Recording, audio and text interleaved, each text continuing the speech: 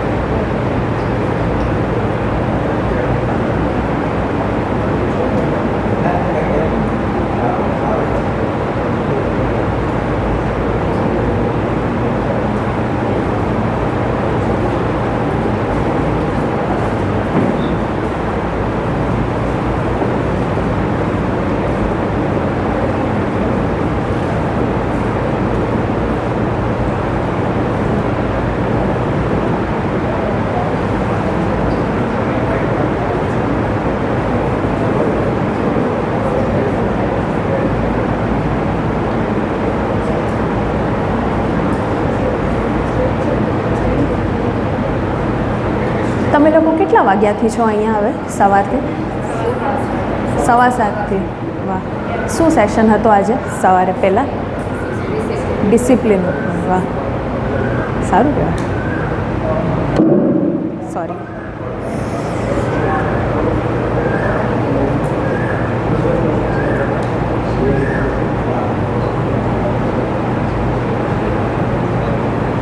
Sorry, કનેક્શનમાં થોડુંક I think કંઈ issue આવે છે. થઈ જશે, કનેક્ટિંગ દેખાડે છે.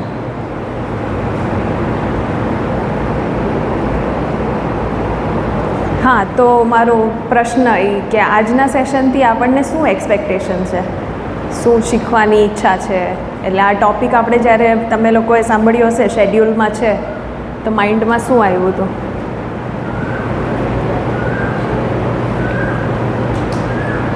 કોઈ બોલશે કે થાકી ગયા બધા સવારના સેશન પછી? બોલો, તમે બોલો. તમે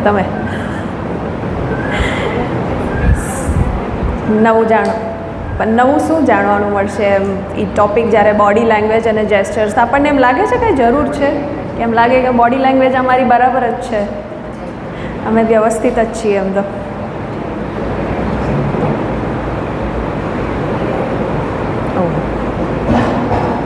આ છે, ખબર છે, ઓનેસ્ટલી આ તો ભલે આ ટૉપિક સંબંધિત નથી, પણ ક્યારેક આપણે કાંઈક કામ કરવા જઈએ અને આવું ઇશ્યુ બને કે ન ધારી એવું કાંઈક અટકી જાય ક્યાંક, તો ત્યારે શું કરીએ આપણે? હા, પેનિક કે આ કેવું લાગશે, આ કેવું થાય, આ કેમ આવું થાય છે? તો આપણે ત્યારે એ ઉહાફો કરવાની જગ્યાએ આમ વિચારી કે ઠીક છે, ચાલુ થશે હવે, 5 મિનિટ પછી ચાલુ થશે. તો એમાં શું જાય આપણું માઇન્ડનું શું કહેવાય, શાંતિ કેટલી માઇન્ડમાં બની રહે? એ 5 મિનિટ સુધી આપણે પેનિક કરતા રહીએ, એના કરતાં 5 મિનિટ શાંતિથી પસાર થાય. પ્રયાસ તો ચાલુ જ છે આપણું, બરાબર? જો તમે ન બોલો કાંઈ તો પછી મારે પણ ચૂપ રહી જવું પડશે. એટલે જવાબ તો આપશો તો સારું લાગશે. આપણે કમ્યુનિકેશનનો પહેલી વસ્તુ એ જ છે કે તમે કંઈક જવાબ આપો તો સામેવાળાને ખબર પડે કે સાંભળી છીએ, નહીં તો એમ લાગે કે વિચારમાં ચડી ગયા આપણે. હે,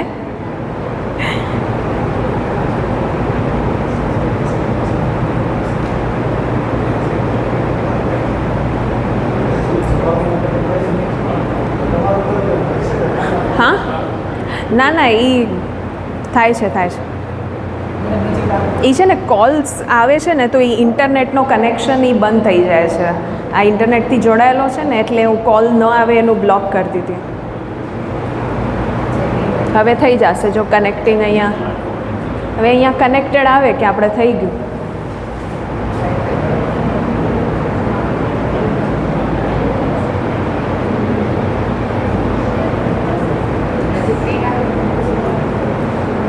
એ કુડન્ટ કનેક્ટ કેમ આવે છે ભાઈ?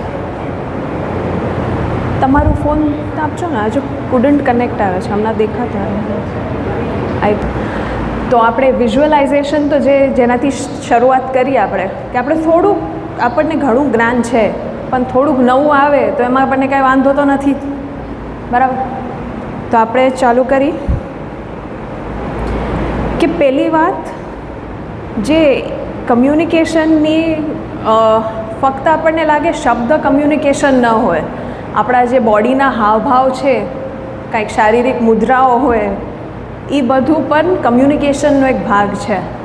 તો આ એક જે મોટો પાઈ ચાર્ટ દેખાય છે એ ડૉક્ટર એલ્બર્ટ મેહરાબિયાનનો એક રિસર્ચ હતો, કાંઈક 1960s, 1960ની આસપાસ, એક્ઝેક્ટ ડેટ કે વરસ નથી પણ 60sમાં એમનું હતું કે આપણો કમ્યુનિકેશન ફક્ત વર્ડ્સથી નથી થતું, શબ્દોની અલાવા આપણો બોડીના જેસ્ચર અને વોકલ ટોન, આપણું સ્વર કઈ રીતે ઉપર નીચે થાય છે એ પણ એક ભાગ છે. પણ આમાં તમને કાંઈક વિચિત્ર દેખાય છે? શબ્દો એને ફક્ત 7% નાખ્યા, બોડીના જેસ્ચર્સને 55% નાખ્યું છે. તેવું લાગે છે એવું હોય કે આપણા શરીર, એટલે હું કાંઈક બોલવા જાઉં તો શબ્દ કરતાં તમારું વધારે ધ્યાન બોડી લેંગ્વેજ અથવા કમ્યુનિકેશનમાં બોડી લેંગ્વેજ ઉપર વધારે એનાથી અસર પડતી હોય, મારા ટોનથી, એટલે મારો સ્વર કેવો છે, વોલ્યુમ કેવો છે, એ બધી વસ્તુથી ફરક પડતો હોય એવું લાગે. એ બંધ કરવું હોય ભાઈ દરવાજો તો કરી દેજો એમ, તડકો એમ લાગતો હોય તો, જેમ ફાવે હો બધાને. પણ આ એટલું રિજિડ નથી. આ જ્યારે રિસર્ચ કરવામાં આવ્યું હતું ત્યારે ઇમોશનલ ફિલિંગ્સ, આપણે કાંઈક બોલતા હોઈએ એમાં ઇમોશનલ ફિલિંગ્સ સામેવાળા સુધી કેટલું પહોંચે છે અને એ કમ્યુનિકેશન કેટલું ઇફેક્ટિવલી થાય છે, આ એના ઉપર આધારિત હતું. પર આને જોઈને એમ લાગે કે મારા બોલવાના શબ્દો છે એ તો ફક્ત 7% જ મહત્ત્વનું છે, તો એવું નથી. આ એવો યુનિવર્સલ લોની જેમ નથી. આ પાઈ ચાર્ટ આપણને બસ એ 3 એના જે કમ્પોનન્ટ્સ છે, 3 ભાગ છે, આપણે ફક્ત એના ઉપર જ ફોકસ કરવું છે કે શબ્દ, આપણી વાણી અને આપણો શરીરના જે જેસ્ચર્સ છે એ બધા એકત્ર થઈને આપણો કમ્યુનિકેશન થાય છે. એટલે એ 7-38-55 રૂલ જે અહીંયા ઉપર લખવામાં આવ્યું છે, આપણે એને એકદમ સ્પેસિફિક એક્ઝેક્ટ માનવાની એવી જરૂર નથી. પણ આ એનું રિસર્ચ છે એટલે આપણે અહીંયા શેર કર્યું કે આ ઇમ્પોર્ટન્ટ પાર્ટ હોય કમ્યુનિકેશનનો. અને શબ્દો, ઇમેજિન કરો કે અહીંયા કોઈને કાંઈક રૂલ પાસ કરવા હોય અથવા કાંઈક ઇન્ફોર્મેશન આપવી હોય તો 7% શબ્દોમાં અને બાકી બોડી લેંગ્વેજથી આપણે એને કહીએ કે હવે તમે સમજી જાજો કે રૂલ શું હોય છે. તો આ બતાવવા માટે આ એક સ્પેશિયલ નોટ નાખ્યું છે કે એ રૂલ આના માટે એવું નથી કે હર કમ્યુનિકેશનમાં એક્ઝેક્ટ આ રેશિયો હોય, એવું નથી. હવે આગળ કે નોન વર્બલ ટેકનિક્સ, એટલે આપણી જે હાવભાવની પદ્ધતિઓ છે. તો આ 3 જે છે આ મુખ્ય કહેવાય. સિમેટ્રિકલ હોલ્ડ શું છે હું તમને બતાવું કે હવે હું વાત કરતી હોઉં તો કાંઈ વસ્તુ છે એ હાથ છે એ આ લેવલમાં હોય, આ રેન્જની જગ્યાએ આ રેન્જમાં હોય તો એ વધારે કોન્ફિડન્સ દર્શાવે. અને આઈ થિંક આપણામાંથી ઘણા બધા લોકો વાત કરતા વખતે આમ કરીને તો વાત કરતા જ હોય કંઈક એક્સપ્લેન કરવા માટે. તો એ આપણો એક કમ્યુનિકેશન પણ બતાડે છે અને એ એક રીતે આપણી એક બોડીની આમ સિમેટ્રી એક હોય કે જેમાં આપણે એક સ્થિર રીતે જ્યાં પણ ઊભા રહી અથવા જ્યાં પણ ચાલી, એક પોસ્ચર આપણો સીધો હોય અને આમ ચાલી, એના કરતાં સીધો ચાલે એ કોન્ફિડન્સ દર્શાવે. પણ એની જરૂર શું છે? હું આમ ચાલું તો એ વાત તો એ જ કરું છું, તો શું ફરક શું પડે? આખો સેશન આમ જ કરીએ આપણે. મજા નથી આવતી. સામેવાળાને જોઈને હે ને, સામેવાળાને જોઈને લાગે કે ક્યાંક લાગતું નથી કે આ ઇન્ફોર્મેશન જે કહેવાય છે કાંઈક સાચી હશે કે ખબર નહીં, હે ને. તો એના માટે આપણો પોસ્ચર બહુ ઇમ્પોર્ટન્ટ છે. એક આનાથી સાઈડ થઈને એક વસ્તુ છે કે આપણા જેટલા આપણે બોલતા હોઈએ ત્યારે આપણું કેટલું ભાન હોય છે આપણા બોડી લેંગ્વેજ ઉપર. ક્યારેક આમ જઈને કાંઈક રેન્ડમ બેસી ગયા અને પછી 5 મિનિટ રિયલાઇઝ થયો આ તો કાંઈક સારું નથી દેખાતું ને પછી આપણે સીધા બેસી. તો એક વસ્તુ આપણા રોજના લાઈફમાં એક ટ્રાય કરવાની કે જાગૃતિની જે આ પલ છે ને કે આપણે જ્યારે કાંઈક આટલું પણ ચાલીને તો એ થોડુંક અવેરનેસથી ચાલી, આ કેવી રીતે ફરક પડશે. બિકોઝ આ તમને આખા લાઈફના કમ્યુનિકેશન જ્યાં જ્યાં કરો છો અને ફક્ત કમ્યુનિકેશને નહીં હર પહેલુંમાં હેલ્પ કરશે. બિકોઝ તમે એવરી મોમેન્ટ એ ફૂલ અવેરનેસ સાથે તમે સ્પેન્ડ કરશો. આખી જાગૃતિ જ્યારે હશે, જ્યારે તમને ખબર પડશે કે હું શું બોલવા માગું છું, સામેવાળો શું બોલવા માંગે છે અને આપણે આ કમ્યુનિકેશન ઇફેક્ટિવલી સારી રીતે થાય એ ખબર પડશે કે એ કઈ રીતથી આપણે એને ઇંગ્લિશમાં ગુજરાતીમાં એને એમ કહેવું હોય કે હું તમને શું કહેવા માગું છું એ વધારે મહત્ત્વનું છે કે તમે શું કહેવા માંગો છો એ વધારે મહત્ત્વનું છે. તો આનો આન્સર આપણે લાઈક મને તમારો રિસ્પોન્સ ગમ્યો. આપણો આને હજી વધારે આપણે આગળ સમજશું. પણ એમાં પહેલાં આ જે ફર્સ્ટ હતું સિમેટ્રિકલ હોલ્ડ કે આપણે હાથના હાવભાવ, આપણે પોસ્ચર્સ, આપણે ચાલવાની રીત, બેસવાની રીત, બધી વસ્તુઓમાં આપણે કોન્ફિડન્સ ડિસ્પ્લે કરી બોડી સ્ટ્રેટ રાખી, એ એક મહત્ત્વનો મુદ્દો. સેકન્ડ છે ધ ટિલ્ટિંગ લિસનર, નમતા સાંભળનાર. હવે તમે મને વાત કરતા હો ને હું ફક્ત આમ સાંભળતી હોઉં, તમે બોલો છો અને હું ફક્ત જોઉં છું, તો તમને શું લાગશે કે ખબર નહીં કે અહીંયા જાય છે કે અહીંયાથી અહીંયા વયો જાય છે. એટલે જ્યારે કોઈક મેં શરૂઆતમાં કીધું ને હું બોલું છું ને તમે કંઈ જવાબ ના આપો તો મને કેવી રીતે ખબર પડે છે કે કોઈ સાંભળે છે કે નહીં. એટલે સાંભળવા માટે આપણે જ્યારે આ નોડ કરી અથવા આમ કરીને હા આમ કંઈક જવાબથી પણ રિસ્પોન્સ, આને વર્બલ નોડ્સ કહેવાય. એક નોડ જે છે ને ઇંગ્લિશનો શબ્દ નોડ, એ તો ફક્ત મોઢાને આમ આમ કરવું છે. પણ વર્બલ નોડ્સ જે આપણે આપતા હોય ને કે હા છા એમ, તો આ જ્યારે આપતા હો તો એ સામેવાળાને બતાવે કે હું સાંભળું છું, તમે જે કહો છો એ હું સાંભળું છું. તો એ એક આ છે જો શબ્દ વગરની વસ્તુ છે કે આ તમે ફક્ત આમ કરીને આમ કરો, એમાં પણ સામેવાળાને કેટલો ઇમ્પોર્ટન્સ ફીલ થાય કે મને કોઈ સાંભળે છે. નેક્સ્ટ છે ડાયફ્રામેટિક ગ્રાઉન્ડિંગ, નાભીથી ઊંડી શ્વાસ. આ છે ને જ્યારે આપણે કંઈક બોલીએ એની પહેલાં એક ડીપ શ્વાસ લઈને વાત કરો તો શું થાય. આપણે ક્યારેક કોઈક સિચ્યુએશન આવે અને એ જોરથી અંદરનો આવેગ આવ્યો હોય કે આને હું બતાડી દઉં, આને જોરથી મારી પાસે આનો મસ્ત જવાબથી હું જવાબ દઈ જ દઉં. હવે તો આપણો એ સમયમાં આપણો હાર્ટ રેટ બહુ હાઈ હોય છે, શ્વાસ હાઈ હોય આપણો. એનાથી શું થાય, કમ્યુનિકેશન તો નહીં થાય મારધાડ થાય, વર્બલી ભલે વર્બલી મારધાડ થાય. તો એના માટે જરૂર છે કે આપણે પહેલાં શાંત રહેશું તો આ સિચ્યુએશન સંભાળવાનું જે શક્યતા છે એ તમારી સ્થિરતામાં છે. તમે જેટલા સ્થિર થાઓ એટલે તમારી સ્થિરતા માટે તમારું બ્રીધિંગનો જે રેટ છે એ તમારા હૃદયના ધબકારાને કામ કરી દેશે અને એ હેલ્પ કરશે તમને કમ્યુનિકેશન કરવા માટે. હા બોલો. કોન્ફિડન્સ તો હોય આપણે જ્યારે સમૂહમાં જ્યારે આપણે કહેવાનું થાય ત્યારે પાછું આપણે તૂટી જાય, ત્યારે જે આપણે કહેવાનું હોય ને તે ઓછા આવે, બીજા બધા વધારે અને આપણે આત્મવિશ્વાસ તૂટે. હા, તો આમાં ભાઈ કહે છે કે જ્યારે આપણે ઘરથી બરાબર પ્રિપેર કર્યું હોય પણ જ્યારે આપણે બાળકો સાથે કરતા હોય ત્યારે ઓકે, પણ જ્યારે આપણે બાળકો કોઈ મોટા વ્યક્તિ હોય આપણે આપણે વિચારતા હોય કે સામેવાળાને બરોબર આપી શકીશ કે નહીં આપી શકીશ, એટલે આપણા હાથના મુવમેન્ટ એ બધા ભીજવાવું હોય અને ઘણી વાર માહિતી જે આપવાની હોય સચોટ માહિતી એમની પાસે ન પહોંચે એટલે આપણે કંઈક બીજું જ બોલી જાય. એ જ તમે શોધી શકો કે ઈ શેના માટે એમ થતું હોય કે બાળકોને કહેવામાં કંઈ વાંધો ન આવે પણ વાલીઓને વાત કરતા હોય ત્યારે એમ થાય કે એ આપણને કંઈક આપણા લેવલના છે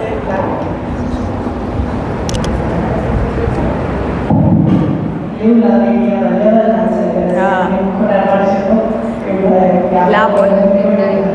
આપણે જે કહી છે એની મામૂલી છે તો હા આપણે વિચારીએ કે આ બહુ ઇન્ટરેસ્ટિંગ મુદ્દો છે આના માટે ફોન રાખી દેવો પડશે આપણે છે ને જે કીધું એ બરોબર હમ. પ્રેઝન્ટેશન ન થાય હમ એટલે આ અવસવાળા જે સ્કૂલની આપણે સામેવાળા વિદ્યાર્થીઓ એ આપણે આપણે જ્યારે લેવાનું ને એમાં કહી શકીએ બીજી કહેવાય આપણે ભૂલવાની શક્યતા છે આપણે સંસાર આવી જાય આપણે કોઈ મુમેન્ટ આપણે બોલાવવાનું બોલાવવાનું કંટેનો એવો કહી શકીએ હા. બરાબર. એની વાત એવું બી છે મારે થાય કે કઈ થશે ને ત્યાં સુધી એવું થોડું કારણ ન કહી શકીએ હમ એવું નહીં સામેવાળા વ્યક્તિ શું વિચારે છે એવો આપણને વિચાર ઈશ્વર વિચાર છે કે આપણે જે મામૂલી સમજે કે આપણે એવું નથી કે આપણે નોલેજ છે એટલે આપણે બોલવા માટે હા એના માટે આપણે શું તો આ સિચ્યુએશનમાં છે ને આપણે આઈ થિંક મોસ્ટલી ક્યારેક થતો હોય વાલીઓ સાથે નહીં તો કોઈ બીજા સાથે આવું તો થતું હોય કે મારા પાસે આ ઇન્ફોર્મેશન છે પણ હું રજૂઆત કરવા જાઉં છું ત્યારે કંઈ ગડબડ થાય છે તો આ જે ભયની વસ્તુ છે ને કે એને મારાથી વધારે ખબર હશે અથવા મને કંઈક પૂછી લેશે ને મારી પાસે જવાબ નહીં હોય તો અને આપણને આ સિચ્યુએશનમાં ખબર છે કે મારી પાસે જવાબ બધા હતા પણ એ કાંઈ પૂછ્યો તો મારો જ્ઞાન ડિસઅપિયર થઈ ગયો ગાયબ થઈ ગયો આ સિચ્યુએશનમાં છે ને એ મોમેન્ટમાં તમને યાદ રાખવાની જરૂર છે કે મને સમજો કોઈક પ્રશ્ન એ પૂછે છે ને નથી આવડતો તો હું કહી દઉં નથી આવડતો અને આવડે છે તો એ મોમેન્ટમાં જ્યારે ભય આવે છે ને ત્યારે આપણે એક વિચાર યાદ રાખવાની જરૂર છે કે એ સામાન્ય માણસ જ છે એ ખાઈ નહીં જાય મને તો હવે મને ચિંતા કરવાની જરૂર નથી કે એ મને શું બોલી દેશે મારો પ્રશ્ન ભલે સિમ્પલ હોય મને પૂછી લેવું છે મારો કન્ફ્યુઝન આ ક્ષણમાં ક્લિયર થશે તો મારી આગળની ક્ષણમાં મને એ વસ્તુની કન્ફ્યુઝન નહીં હોય તમે કંઈક દાખલો આપીને આપી શકો બોલી શકો થોડી વાર પહેલા હમણાં ચાલુ નહોતું હા. હા. અમે ધીરજ રાખી અમે ધીરજ ન રાખીએ કારણ થતો હોય શું થાય આ બધા શું વિચાર કર્યો કેટલો બધો સ્વાલ થાય કે કેમ સમજતા તમને મારે કેટલી વાર લાગે ટાઈમ હા. એવું તો અમને ખબર એ મને પણ થાય પણ એ શું કરું કે પહેલી વાર છે ને બહાર એક પીસ તમે આપી દો ને તો એ પીસ અંદરે આવશે અને એક એને કહેવાય એક આઈસ બ્રેકર કહેવાય કે સમજો હું આવી ગઈ ને આપણું ચાલુ થઈ ગયો ને વચ્ચે કપાણું ને એ બધું થયું તો હવે એ મોમેન્ટમાં જે એક ટેન્શન બિલ્ડઅપ થાય છે ને ત્યારે કંઈક તમે કહી દો કે સોરી જરાક વાર લાગે છે આનાથી શું થાય છે મેં કાંઈક નવી વસ્તુ નથી કીધી કાંઈક દાખલો ચુટકુલા જોક કાંઈ નથી ક્રેક કર્યું એકચ્યુઅલ સિચ્યુએશનને જ્યારે આપણે અકનોલેજ કરી લઈને કે થોડીક ટેકનિકલ ડિફિકલ્ટીઝ ચાલે છે એનાથી શું થયું કે મેં અંદર જે ચાલતું હતું ને એને થોડુંક વ્યક્ત કરી દીધું તો અંદર થોડુંક શાંત થઈ ગયું અને ભલે ને હવે થાય કે 5 મિનિટ પછી થાય પ્રેઝન્ટેશન તો થવાનું જ છે બધા ભાગી નહીં જાય તો આપણે પહેલાં બહાર એ પીસ તમે બહાર એક આપી દો એક પ્રોજેક્ટ કરી દો કે હમણાં થઈ જશે 5 મિનિટમાં થઈ જશે અને આપણે પ્રયત્નો તો ચાલુ જ છે અને જ્યારે અંદર એ ચાલતો હોય ત્યારે તમે આ ડીપ બ્રીધિંગ ટ્રાય કરો બંધ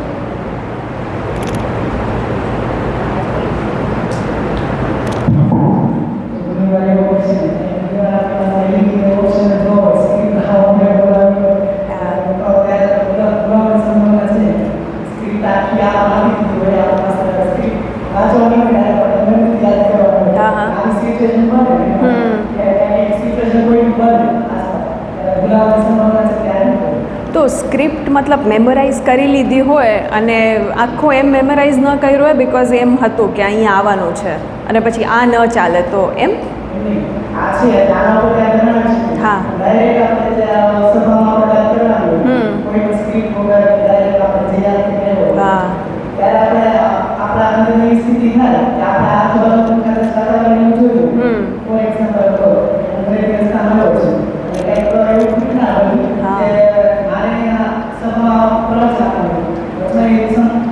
કંઈક બની ગયું ભૂલાઈ ગયું. મારું ઓનેસ્ટ સજેશન એમ છે કે આવું કંઈક થાય, બિકોઝ ક્યારેક આવી ઘટના બની જાય અને એ પરમાત્મા આપણને ચકાસવા માંગતો હોય કે હાલો જોઈ શું થાય છે. બિકોઝ પરમાત્મા આપણને ટેસ્ટ આપે છે ને કે હાલો હું કાંઈક સિચ્યુએશન મોકલતા જ્યાર સુધી આ લોકો શાંત ન થઈ જાય અંદરથી. તો આવું સિચ્યુએશન થાય ને તો તમે જ્યાં પણ તમારું પ્રવચન છે, જે પણ સેશન છે, એ ભલે 5 મિનિટ દેરીથી તમે ચાલુ કરો, 5 મિનિટ તમે શાંત બેસી જાજો અને જે સ્ક્રિપ્ટ છે એ પોઈન્ટ્સને પાછા યાદ કરજો. લખવાનું બની શકે તો ક્યાંક બુલેટ એના મેઇન પોઈન્ટ્સ હોય ને એ ટૂંકમાં એ લખી દેજો. લખવાનું ન હોય તો તમે આખી વસ્તુ તો યાદ કરી છે, એટલે એમ તો આપણને જે કહેવાનું છે એ તો યાદ હશે. તો એ 5 મિનિટનો ગેપ લઈ લેજો. 5 મિનિટ થોડોક બધાને આંખ બંધ કરીને ધ્યાનમાં બેસાડી દેવાનું.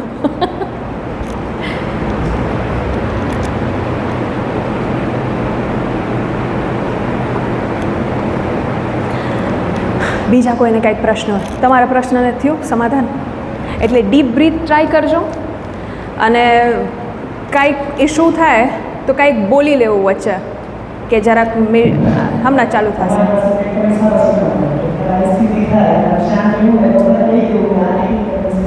હા, કારણ ઓનેસ્ટલી શું છે કે જે સિચ્યુએશન જ્યારે થાય છે તમે એને એડ્રેસ કરી દો ને કે હવે આ થાય છે અને બધાને દેખાય છે કે આ થાય છે, તો આપણે કાંઈ નવું નથી કહેતા, આપણે એ જ કહીએ છીએ. પણ એ વસ્તુ કહેવાથી આપણી અંદર એક અસર પડે છે કે કહી દીધું, બિકોઝ એ કહેવાથી આપણે થોડુંક હસવું, સામેવાળા થોડાક હસશે તો અંદર એક મેન્ટલ થોડુંક એક પીસ આવી જાય. યસ, ઘણી વખત એવું થાય છે કે આપણે કોઈને કંઈક વાત કરવાની હોય તો આઈ થિંક તમે લોકો થોડાક આમ બેસશો તો હે ને, થોડાક આમ આવી જશો તો માઇક કોઈને વાત કરવાની હોય પણ આપણે ચાલુ છે.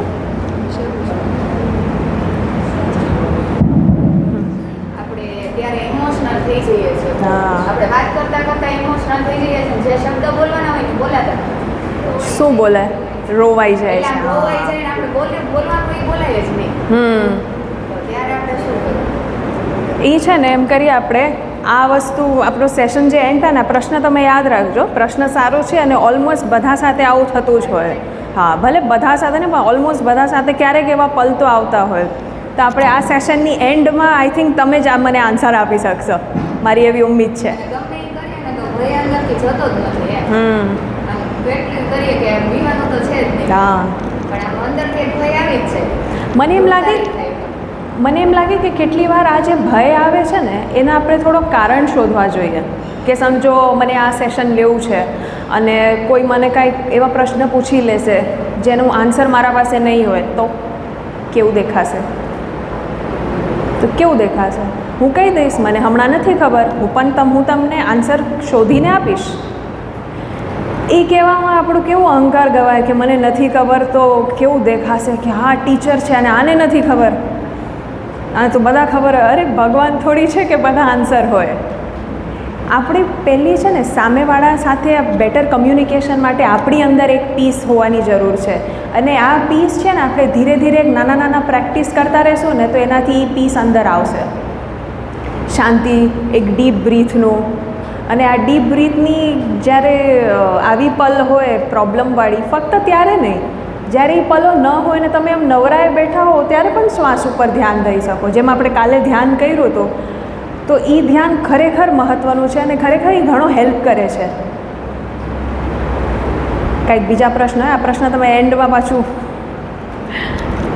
હા, હવે લાસ્ટ હતું આપણું કે હાર્ટબીટ આપણી સ્થિર થાય તો એનાથી અવાજ જે ક્યારેક શેક થતો હોય બિકોઝ કાંઈ ટેન્શનની ઇશ્યુ હોય અથવા કાંઈક આર્ગ્યુમેન્ટ થતું હોય અથવા આપણી પાસે ઇન્ફોર્મેશન છે સામેવાળા પાસે નથી પણ આપણને કંઈક ભય લાગી ગયો કે આ મને મારાથી બેટર જાણતો હોય છે, તો આપણે ડીપ બ્રીથ લેશું, એક અવાજમાં એ સ્થિરતા આવશે, અંદર એક કામ બનશે. જ્યારે એક શાંતિ અંદર પસરાશે તો અવાજ સ્થિર થવાથી, જો મારી અવાજ ન આવતી મારું છે ને ઇંગ્લિશ જોવામાં ને ગુજરાતી બોલવામાં થોડુંક થાય ક્યારે. અવાજ શેક જ્યારે ન થાય ને ત્યારે એક રીચ પ્રોજેક્શન રહે, એટલે એકદમ કોન્ફિડન્સથી આપણે વાત કરી. એ કોન્ફિડન્સ જે છે ને ક્યારેક ફેક કરવું પડે ને તો કાંઈ વાંધો નહીં.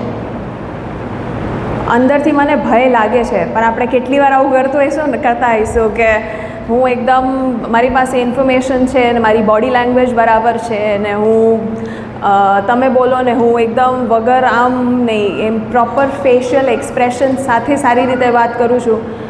અંદરની જે કોન્ફિડન્સ ન હોવાની સ્થિતિ અથવા નર્વસનેસની સ્થિતિ છે ને એ ધીરે ધીરે વહી જશે.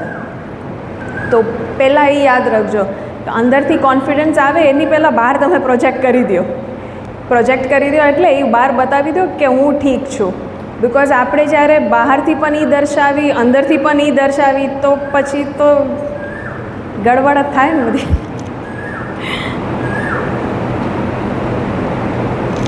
નેક્સ્ટ, કી અસર્ટિવ જેસ્ચર્સ એટલે આ જે આત્મવિશ્વાસપૂર્ણના હાવભાવ.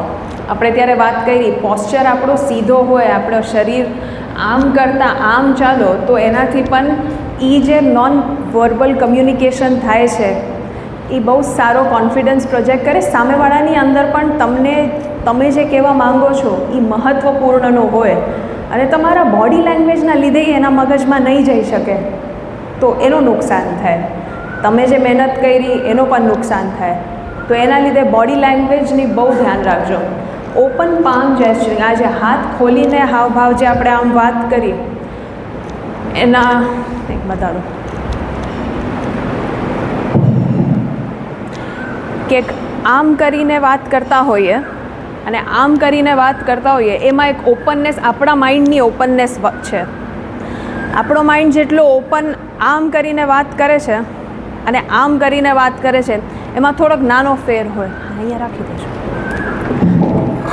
આ લઈ જશો, આ લઈ જશો, આની જરૂર નથી.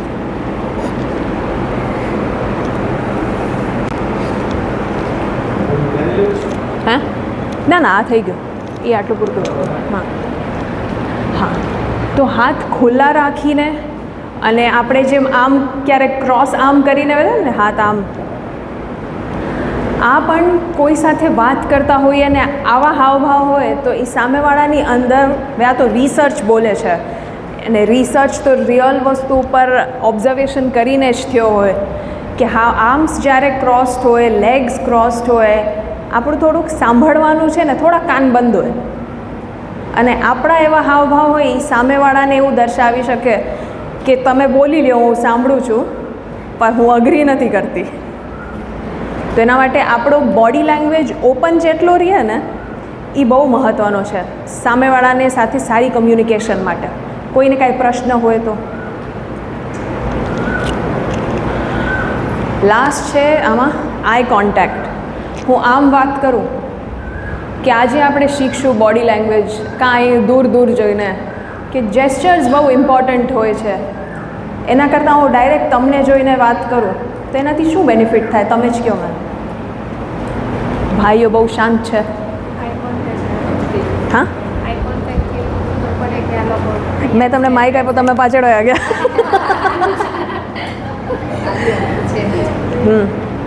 આઈ કોન્ટેક્ટથી શું ખબર પડે? બીજું શું કે અહીંયા છે ને પ્રેઝન્ટ સાંભળે છે, કમ્યુનિકેશન વધે એવું લાગે. હા બીજું શું લાગે? આંખથી પકડાય. બીજું શું? આઈ કોન્ટેક્ટ સાથે વાત કરવામાં બીજું શું? આપણે કીધું સામેવાળાનો હાવ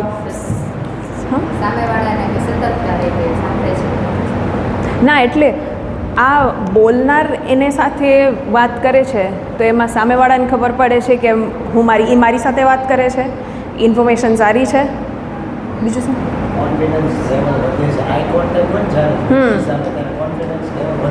બરાબર.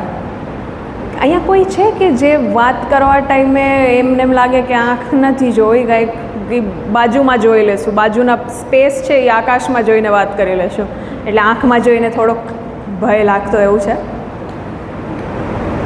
નથી ને? કોઈ નથી થતું એવું? એટલે બાળકો સાથે નહીં, વાલીઓ સાથે કાં જસ્ટ ક્યારેક નોર્મલી લોકો સાથે વાત કરતા હોય. કેટલા લોકો આંખ ન જોઈ ક્યાંક અહીંયા જોઈ લેશે કાં અહીંયા જોઈ લેશે. આકાશમાં જોઈને વાત કરી. તો આઈ કોન્ટેક્ટ કેમ અવોઇડ કરતા હોઈએ આપણે? એ એક પ્રશ્ન વિચારવા માટે છે. હા માહિતીનો અભાવ હોય છે તો આઈ કોન્ટેક્ટ ના કરી શકીએ. હા, એટલે માહિતી આપણા માટે આપણો જે વાત કરવી છે એ ના હોય તો આપણે આઈ કોન્ટેક્ટ ના કરી શકીએ. બરાબર.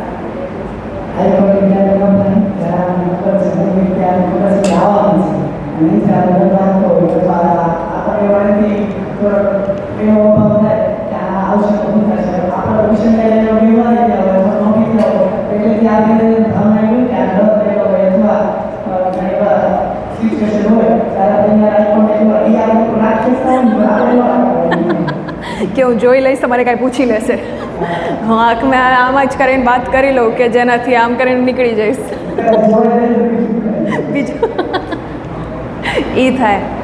પણ ઓનેસ્ટલી હું કહું કે આવું જ્યારે કામ થતું હોય ને કે હું કોઈને જોઈશ અને મને ભય લાગે છે અને હું આન્સર બોલી જઈશ, તો આપણે ધીરે ધીરે એ પ્રેક્ટિસ કરવી જોઈએ કે ભલે આખો સેશન એને જોઈને ન વાત કરી. શું થયું? માઇક જજ.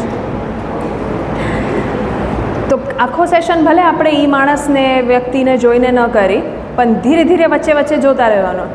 અને ફિયર ક્યારે જશે? ફિયરને તમે ટેકલ કરતા રહેશો તો જ જાય.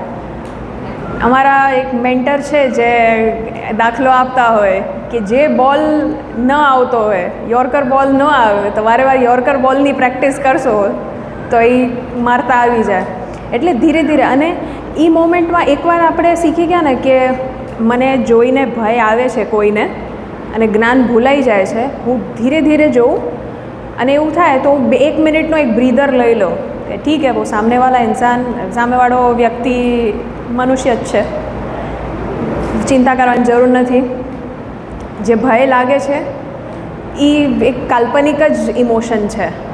ભય ક્યારેક ક્યારેક છે ને એ મોમેન્ટમાં આપણે આ વિચારને એક્સેપ્ટ કરી લઈએ, એ યાદ આવી જાય, એ ઇમ્પ્લિમેન્ટ થઈ જાય ને, એ મોમેન્ટ પૂરતો આપણું એ સેવ થઈ જાય. તો એક એ યાદ રાખવાની જરૂર છે કે ધીરે ધીરે જોતા રહેવાનું થોડું થોડું, કે જેથી ભય આખો નીકળી જાય. એમાં એકવાર સોલ્યુશનમાં મળેલું છે કે આપણે ડાયરેક્ટ એ વ્યક્તિ હારે વાતચીત કરવા મળ્યા. આપણે ઘણી વાર એવું થયું ન હોય, પણ એની હારે આપણે વાતચીત નોર્મલી આપણે સાહસ કરીને કરી નાખીએ. હા. સારી રીતે કરી નાખીએ. પછી એનો ડર નથી રહેતો. એ જ કેટલી વાર આપણને ધારી લીધું હોય કે આટલું થઈ જશે ને, આ વ્યક્તિ આવો હશે, અને પછી મળી તો આ તો વ્યક્તિ સાવ મસ્ત હતો. કંઈક મેં તો જબરદસ્તીનો ધારી લીધું હતું કે આટલું પૂછી લેશે અને મારું તો બધું ધોવાઈ જશે અહીંયા જ્ઞાન. એટલે એ જ વાત કરી લ્યો. વાહ, આ બધાને ઇમ્પ્લિમેન્ટ કરી શકીએ આપણે. આગળ. હા, આ થઈ. નેક્સ્ટ, બેડ જેસ્ચર્સ, જે ખરાબ જેસ્ચર્સ જે આપણા છે, જે અવોઇડ કરવાની જરૂર છે. હવે પહેલાં આમાં એ એનિમેશન આવતા તો હું ત્યારે પૂછવાની હતી કે શું બેડ જેસ્ચર છે, પણ આમાં જોઈ ધ ગ્રોઈન ગાર્ડ, રક્ષણાત્મક સ્થિતિ. આને છે ને, આ જે ઇંગ્લિશમાં આ જે પોઝ છે ને, હાથ જે અહીંયા રહે એને ફિગ લીફ સ્ટાન્સ કહેવાય. ફિગ જે અંજીર હોય ને, અંજીરનો પાન, એનો પાન આવા શેપનો હોય ને, એવા શેપનો આપણે હાથ બનાવ. એ જે જેસ્ચર છે, આ બેડ જેસ્ચર એક રીતે એમ કહેવાય છે કે કોન્ફિડન્સની ઓપોઝિટ દર્શાવતું હોય. પણ એવું નથી કે હું કોન્ફિડન્ટલી વાત કરું છું પણ મારું હાથ ક્યારેક આમ હોય, ક્યારેક આ મુદ્રામાં હોય, પણ હું વાત તો કરું છું બરાબર, પણ સામેવાળાને માઇન્ડમાં એ પરસેપ્શન શાયદ એવું ન જતો હોય. તો આપણે આ અવોઇડ કરી શકીએ. હાથ ખુલ્લા રાખો તો જેનાથી એના માટે પણ આપણો કમ્યુનિકેશન જે છે એ સાંભળવા માટે એના કાન ખુલ્લા રહે, અને તમે બોલો તો તમને પણ કોન્ફિડન્સ રહે. એક છે ને, હું એક વસ્તુ ભાઈ માટે, ભાઈએ વાત કરી ને તો મને યાદ આવ્યું, હું ભૂલી ગયા ઇન્ફોર્મેશન નાખતા. અહીંયા સાયન્સ ટીચર કોણ છે? બ્રેનનો એક ભાગ અમિગડલા, ખબર હોય તો, અમિગડલા નામનો એક ભાગ હોય, વટાણા જેવો હોય અહીંયા પાછળ. અચ્છા, હા, સોરી. તો એનું ગુજરાતી વર્ડ મને નથી ખબર, એ પછી આપણે જોઈ શકીએ. પણ આપણને જે ભય લાગે છે અથવા એન્ઝાયટી થાય છે ને, એ એક સાવ વટાણા જેવો વિભાગ છે જેના લીધે થતો હોય. એને ફાઇટ ઓર ફ્લાઇટ રિસ્પોન્સ. ફાઇટ એટલે કાં હું આ મોમેન્ટમાં બાંધી પડું, કંઈક જવાબ આપી દઉં, કાં એ રિસ્પોન્સ માંગે કાં મને ભય આવ્યો હું આમ નીકળી જાઉં અહીંયાથી કે આ મને કંઈક બાંધવા દોડશે એના કરતાં હું ભાગી જાઉં. આપણો એ બ્રેનનો વિભાગ છે ને એ પહેલાં એ રેકગ્નાઇઝ કરી શકો કે આ એક બ્રેનનો વિભાગ સાવ વટાણા જેવું છે ને એના લીધે આમ થાય છે. થોડુંક ભય આપણું ઓછું થાય કે આ ભય લગાડવાની જરૂર નથી. આ મોમેન્ટમાં ફક્ત એને એ ફિયરને ફેસ કરી લ્યો, જે છે કાં વાત કરી લ્યો એ માણસ સાથે, અથવા એ મોમેન્ટમાં તમારા જ્ઞાન તમારી પાસે છે તો એને હાઇલાઇટ કરો કે મારી પાસે આ ઇન્ફોર્મેશન છે, મને ભય લગાડવાની જરૂર નથી. એ કેટલી વાર એ પુનરાવર્તન, આ વિચારનું પુનરાવર્તન બહુ મહત્ત્વનો છે. એ હેલ્પ કરે. આપણે જ એક મેન્ટલી આપણા થેરપિસ્ટ બની જતા હોય ને એ રીતનો. વોશિંગ મશીન હાથમાં ઘણી વાર બેઠા હોય ને, ઘણી આમ ચાલુ હોય કે આટલું કથક કેમ. વધારે પડતા જેસ્ચર્સ છે ને તમારે જે બોલવાની છે એ વર્ડ્સ ઉપરથી ધ્યાન હાથમાં આવી જશે, તો એટલે એ અવોઇડ કરવાની જરૂર છે. એટલે તમે જેટલા અટેન્ટિવ રહેશો, જેમાં આપણે સ્થિર ઊભા સ્ટ્રેટ ઊભા રહેવું છે, એના માટે જેના આપણો જે અટેન્શન હોય છે એ આપણા હાવભાવ પણ હાથ વધારે આટલું ન ફરતો રહે એ ફોકસ કરવાની જરૂર છે. કોઈ છે જ્યાં અહીંયા આપણને પોતાની ન ખબર હોય કે આપણને પણ કોઈ બીજા ટીચરની ખબર હોય કે તમે બહુ કથક કરો છો વાત કરતા, તો એમને જણાવજો ખરા. આ છે ને કેટલી ઓબ્ઝર્વેશન છે ને આપણું ન થયું હોય, પણ બિકોઝ આપણે એ મોમેન્ટમાં આપણો ફોકસ બોલવામાં હોય, તો આપણા હાવભાવમાં, આપણે બોડી લેંગ્વેજમાં ન હોય, તો આપણે એકબીજાનો કલ્યાણ થાય, એકબીજાને હેલ્પ કરવા માટે આ સેશન પતે ને એની પછી એકબીજાને કહેજો કે જેમ લાગે કે તમે આઈ થિંક આ અવોઇડ કરી શકો.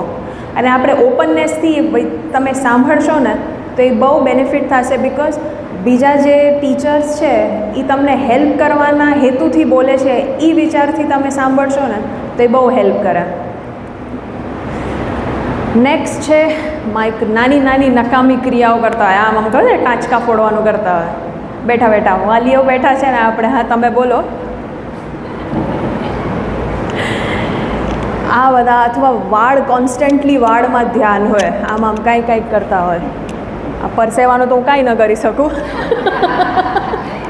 પણ જે બીજી નકામી ક્રિયાઓ છે એને અવોઇડ કરવાની જરૂર છે. હા, ગ્લાસીસ, ચશ્મા તો અહીંયા કોન્સ્ટન્ટલી જે લોકો ચશ્મા પહેરે છે એને કોન્સ્ટન્ટલી એ ઓબ્ઝર્વ કરજો કે એમ લાગે છે કે હું કોન્સ્ટન્ટલી ચશ્માને આમ કરતી રહું છું.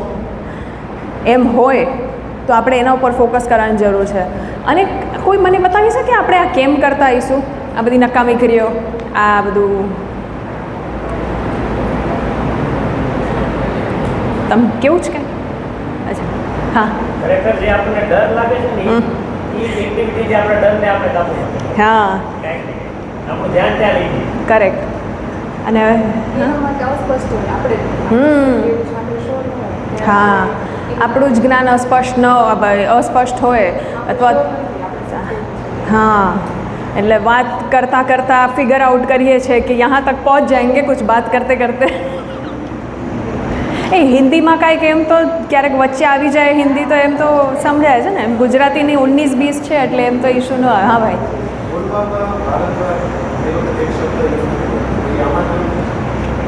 હા, બધું નકામી કમ્યુનિકેશન. આ છે ને બહુ એક વેલિડ પોઈન્ટ છે. કેટલી વાર છે ને આપણે એક શબ્દ રિપીટ કરતા હોય અને એ આપણો લેંગ્વેજનો જ ભાગ છે. આપણે એ રીતે જ ઇન્ડિયામાં, હું જ્યારે એક કંપનીમાં જ્યારે હું કમ્યુનિકેશન શીખવાડતી ને ત્યારે આ વર્ડ અમને ખબર પડી હતી કે ઇન્ડિયનિઝમ નામની એક શબ્દ છે કે જે વસ્તુ આપણે ઇન્ડિયામાં જ કરતા હોય કે સવારે અમે ત્યાં વયા ગયા, અને ઇંગ્લિશમાં મોર્નિંગ વી વેન્ટ ધેર, આવું નથી કહેતા. આ જે આ ડબલ કહેવાની છે ને કે હાલો ચાય વાય પી. શું? તો આ જે રેપિટેશન્સ છે, બોડીનો કાંઈક આમ કરતા હોય ને, પગ આમ લગાડીને તાંડવની મુદ્રા, આ બધી કાંઈ જરૂર ન હોય.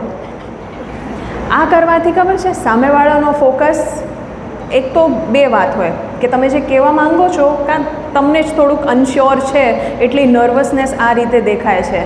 એક બની શકે તો તમને નર્વસનેસ નથી પણ આ એક ટેવ પડી ગઈ હોય તમને.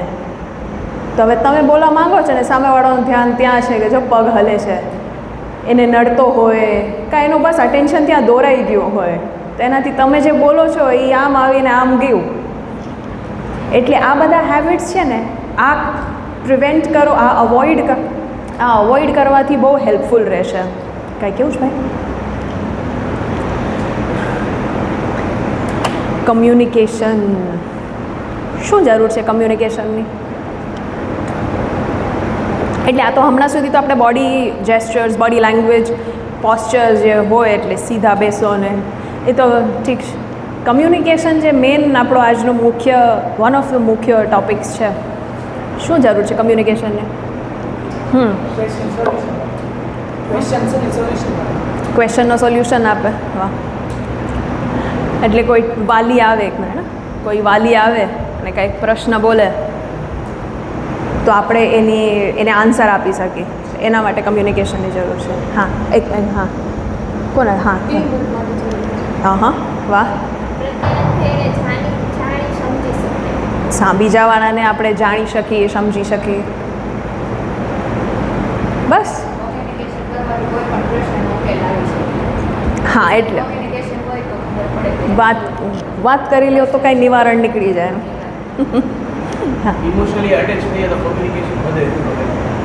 ઇમોશનલી અટેચ થવાથી કમ્યુનિકેશન વધે. મિસઅન્ડરસ્ટેન્ડિંગ ન થાય કમ્યુનિકેશન કરો તો.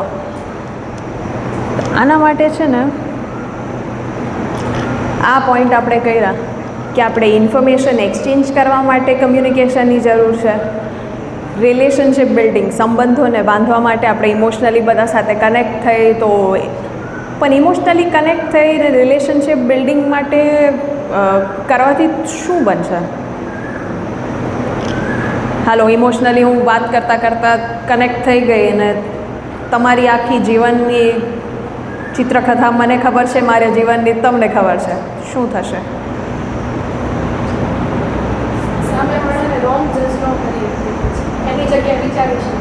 હા, અરે વાહ. આ જ્યારે ખબર પડે ને કે હું કાંઈક બોલું છું અથવા સામેવાળો કાંઈક બોલે છે તો એ કેમ એવું બોલે છે, એ કમ્યુનિકેશનની બહુ મુખ્ય પાયો છે.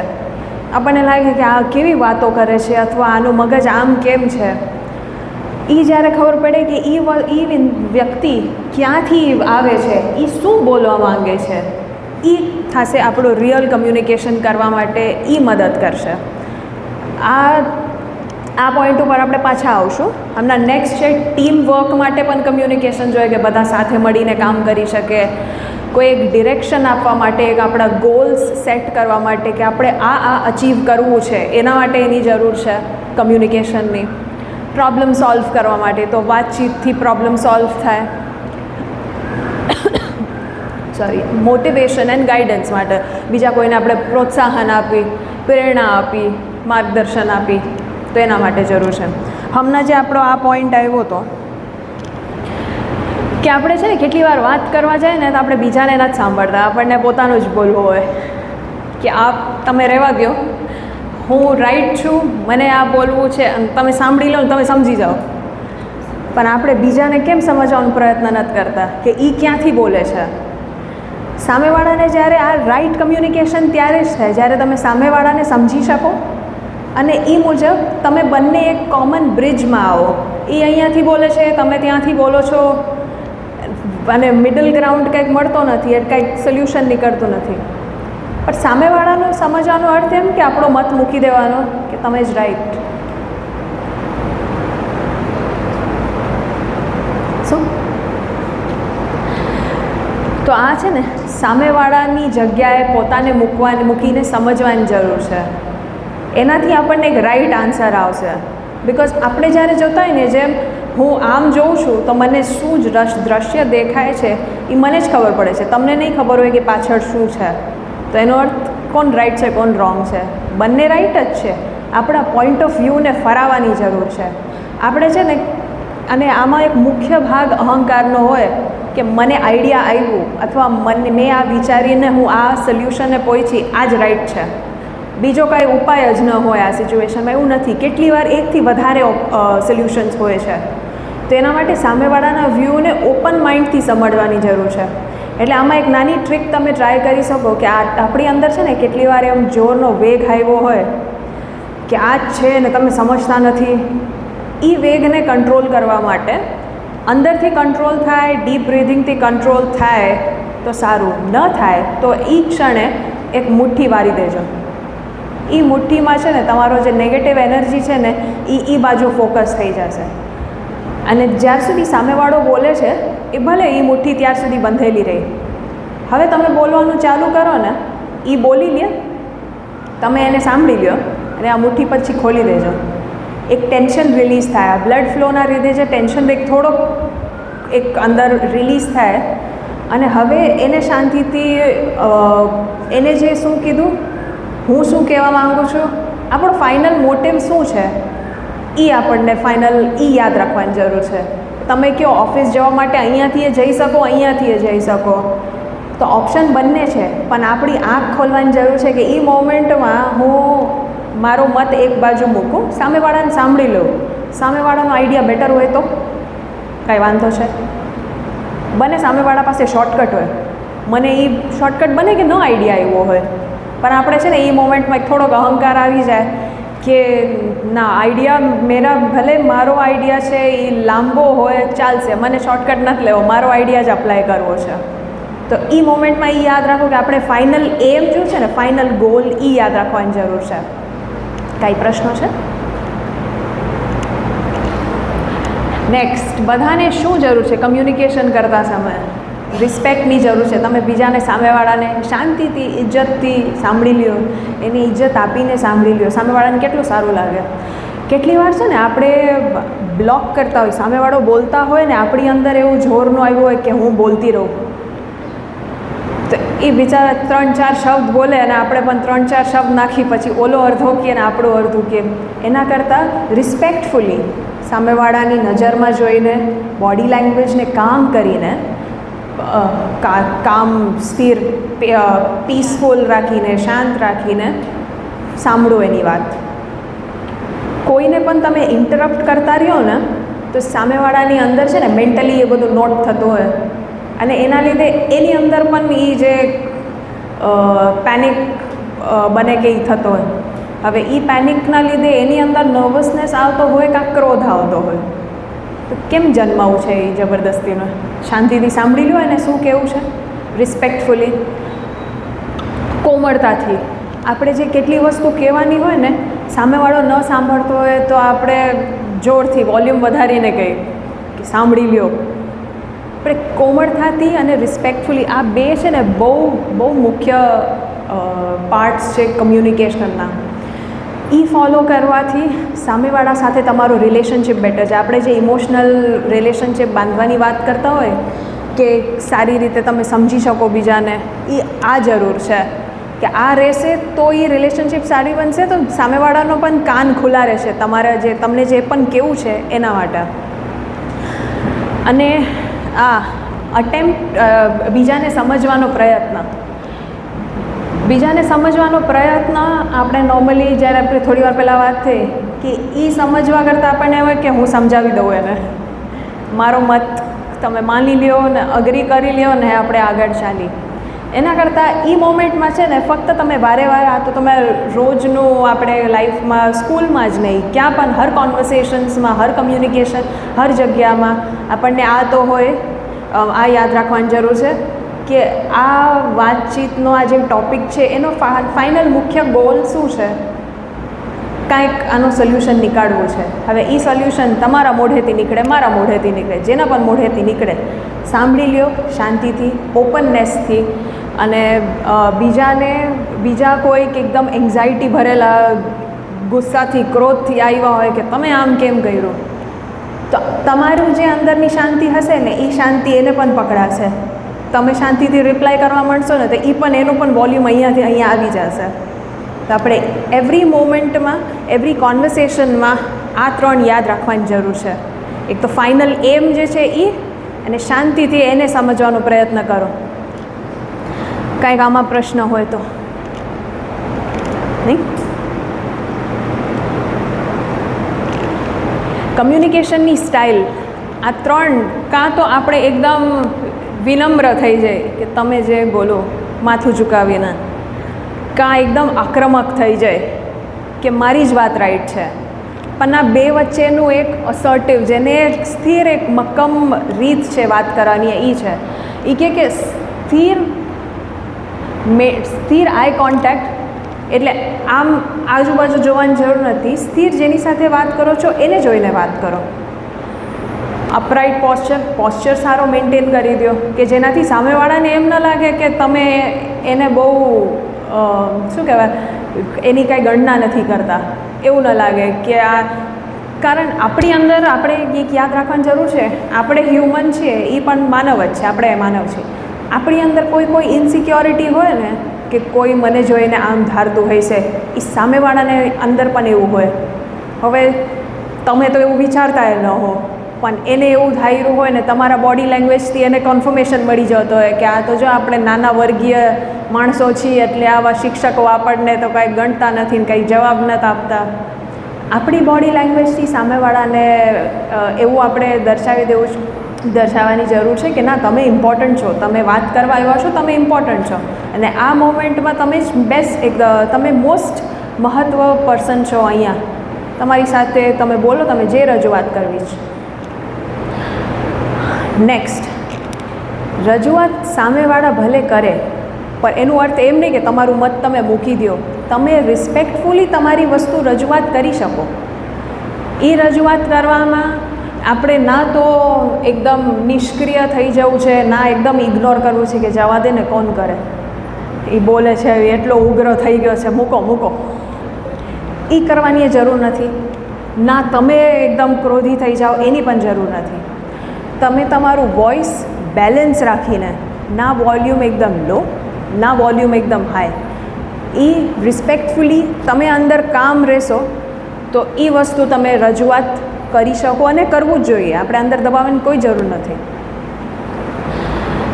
અને તમે એકદમ આક્રમક થાઓ ને, સામેવાળાની અંદર એનો જે ડિફેન્સ મિકેનિઝમ હોય ને, એ ટ્રિગર થઈ જાય. એટલે તમે કાંઈ બોલવા માંડો કે આ એનો બચાવ ચાલુ કરી દે. એમાં શું થાય? સોલ્યુશન કાંઈ ન નીકળે, અડધો કલાક વેસ્ટ થાય. તો એના કરતાં શાંતિથી ફોકસ કરો. ફક્ત પોતાની જરૂરિયાત પર ધ્યાન ન આપો, બીજાની જરૂરિયાત છે એના ઉપર ધ્યાન રાખો, અને શાંતિથી કમ્યુનિકેશન કરજો. કોઈને કાંઈક પ્રશ્ન હોય તો.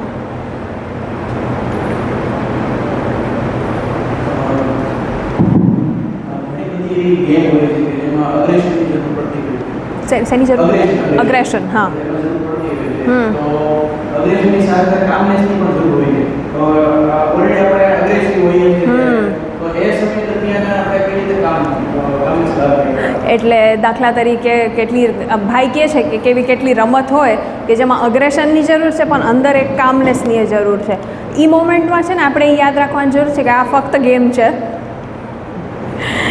આ ગેમ છે, આપણી મિલકત નથી લઈ જતો સામેવાળો.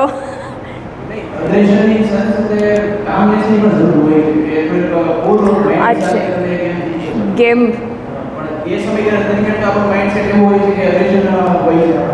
એટલે એ વેગમાં આપણે નીકળી ન જઈને કામ રહી. એના માટે છે ને એક હંમેશા એ યાદ રાખવાનું. કંઈ તમે એક્ઝામ્પલ આપો ને, આપણે એક્ઝામ્પલથી સમજી. કોઈ એક ક્રિકેટ લઈ લો. હા, તો હવે ક્રિકેટની ગેમ એવી છે, એટલે મને તો વધારે ખબર નથી, પણ આપણે મોટું ખબર હોય કે આપણને જીતવું છે, બીજાવાળાને હરાવવું છે, આપણે સ્ટ્રેટેજી બનાવી છે. સામેવાળાને આપણા ઓલું શું કહેવાય, વિકેટ ઉડાવી દીધી કે આપણને ક્રોધ આવે. એ મોમેન્ટમાં આપણે ડીપ બ્રીધિંગને જે ટેકનિક છે ને, એ લઈને જે મેઇન ક્વેશ્ચન છે એ યાદ રાખવાની જરૂર છે કે ક્રોધ આવ્યો, આપણે અહીંયા કેમ ભેગા થયા છે? ક્રિકેટ રમવા માટે. આપણને હમણાં આ બોલર આ રીતે રમે છે, તો આને હું કઈ સ્ટ્રેટેજીથી એના બોલમાં હું સિક્સ મારું, કાંઈ મારે વિકેટ ન ઉડાવી દે. તો આને કહેવાય કે રીસેન્ટરિંગ કહેવાય કે આપણું છે ને આપણે અહીંયા વયા ગયા, આપણે પાછા રીસેન્ટર લઈને અંદર આવવાની જરૂર છે. તો એ મોમેન્ટમાં વારેવાર મેન ગોલ છે ને, મેન ગોલને યાદ રાખીને અંદરની કામનેસ ડીપ બ્રીથથી જ આવશે. બિકોઝ આપણો હાર્ટ રેટ વધી ગયો હોય ને એનો અર્થ એમ છે કે હવે એ મેન્ટલી બોલવામાં એનો સંતુલન ન હોય.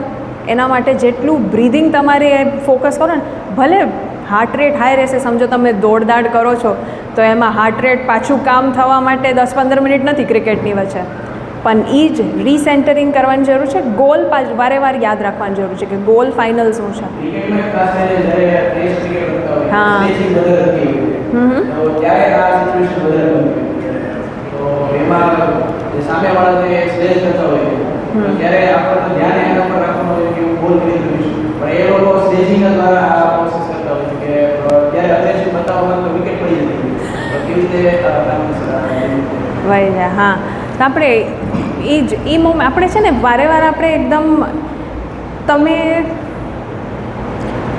અહીંયા સમજો એક ઇમેજિન કરો કે અહીંયા એક યલો કલરની લાઇટ છે. હવે હું આ યલો લાઇટ સાથે ભળી જાઉં તો મારું કંઈક ઇન્ડિવિજ્યુઅલ કંઈ રહ્યું ને, આ લાઇટ જે બાજુ લઈ જશે હું એ લાઇટ સાથે વહી જાઉં છું. તો આપણે એવરી મોમેન્ટના લાઈફના હર કન્ડિશન્સમાં, પછી ભલે એ ક્રિકેટ જેવી એક જે સ્પોર્ટ્સની વાત છે કે લાઈફની સિચ્યુએશન્સની વાત છે, આપણે એની સાથે ભળી નહીં જવાનું. આપણે થોડુંક સેપરેશન રાખવાની જરૂર છે. બિકોઝ એ મોમેન્ટમાં આપણે ભળી જઈએ તો ઇન્ડિવિજ્યુઅલી એ કામનેસથી સોચશું કેવી રીતે, વિચારશું કેવી રીતે, સોચશું. આ મારું આવા હિન્દી ને ગુજરાતી મિક્સ. હા, તો તમારો પ્રશ્ન કે એમાં વારે વાર છે ને જે પણ પરિસ્થિતિ આવે છે એનાથી જુદા પડવાનો તમે પ્રયત્ન કરો કે આ આવ્યો, આ જો બોડીને ક્રોધ આવ્યો, ઓબ્ઝર્વેશનનું થોડુંક ચાલુ કરો કે ઓબ્ઝર્વ કરવાનો કે જો મારા શરીરમાં આને આમ કીધું ને તો આમ થઈ ગયું, ક્રોધ આવી ગયો. પછી કેટલા વાર ક્રોધમાં કોઈને હાર્ટબીટ તેજ થઈ જાય, કોઈને માથું ફાટવા માંડે. એ મોમેન્ટમાં છે ને ધીરે ધીરે એમ ટ્રાય કરજો. સેમ મોમેન્ટમાં હમણાંથી એક્સરસાઇઝ ચાલુ કરો તો એ સેમ મોમેન્ટમાં નહીં ખબર પડે, ચાન્સીસ બહુ ઓછા છે. પણ એ સિચ્યુએશન પતી જાય ને પછી આ યાદ રાખો કે જો ત્યારે આવું થયું હતું. એ ઓબ્ઝર્વેશન છે ને, ટ્રસ્ટ મી, એ બહુ હેલ્પ કરશે. બિકોઝ આ પર્સનલ અનુભવથી કહું છું કે આપણને કેટલી વાર કોઈ વસ્તુને ચેન્જ કરવી હોય ને તો એના માટે ઓબ્ઝર્વેશન જોઈએ. હવે આખા દિવસમાં કેટલી બધી સિચ્યુએશન્સ બનતી હોય, આપણને એ સમયે ન ખબર પડે કે આવું બની ગયું, મેં આ રીતે જવાબ આપી દીધો, પણ અંદર એક ખટકો હોય ને, મને શાંત રહેવાની જરૂર હતી, હું ભૂલી ગઈ, મને તો એ જે ખટકો હશે ને કે શાંત રહેવાની જરૂર છે, તો ધીરે ધીરે એ મોમેન્ટમાં તમને યાદ અપાવશે કે આપણે શાંત રહેવાની જરૂર છે.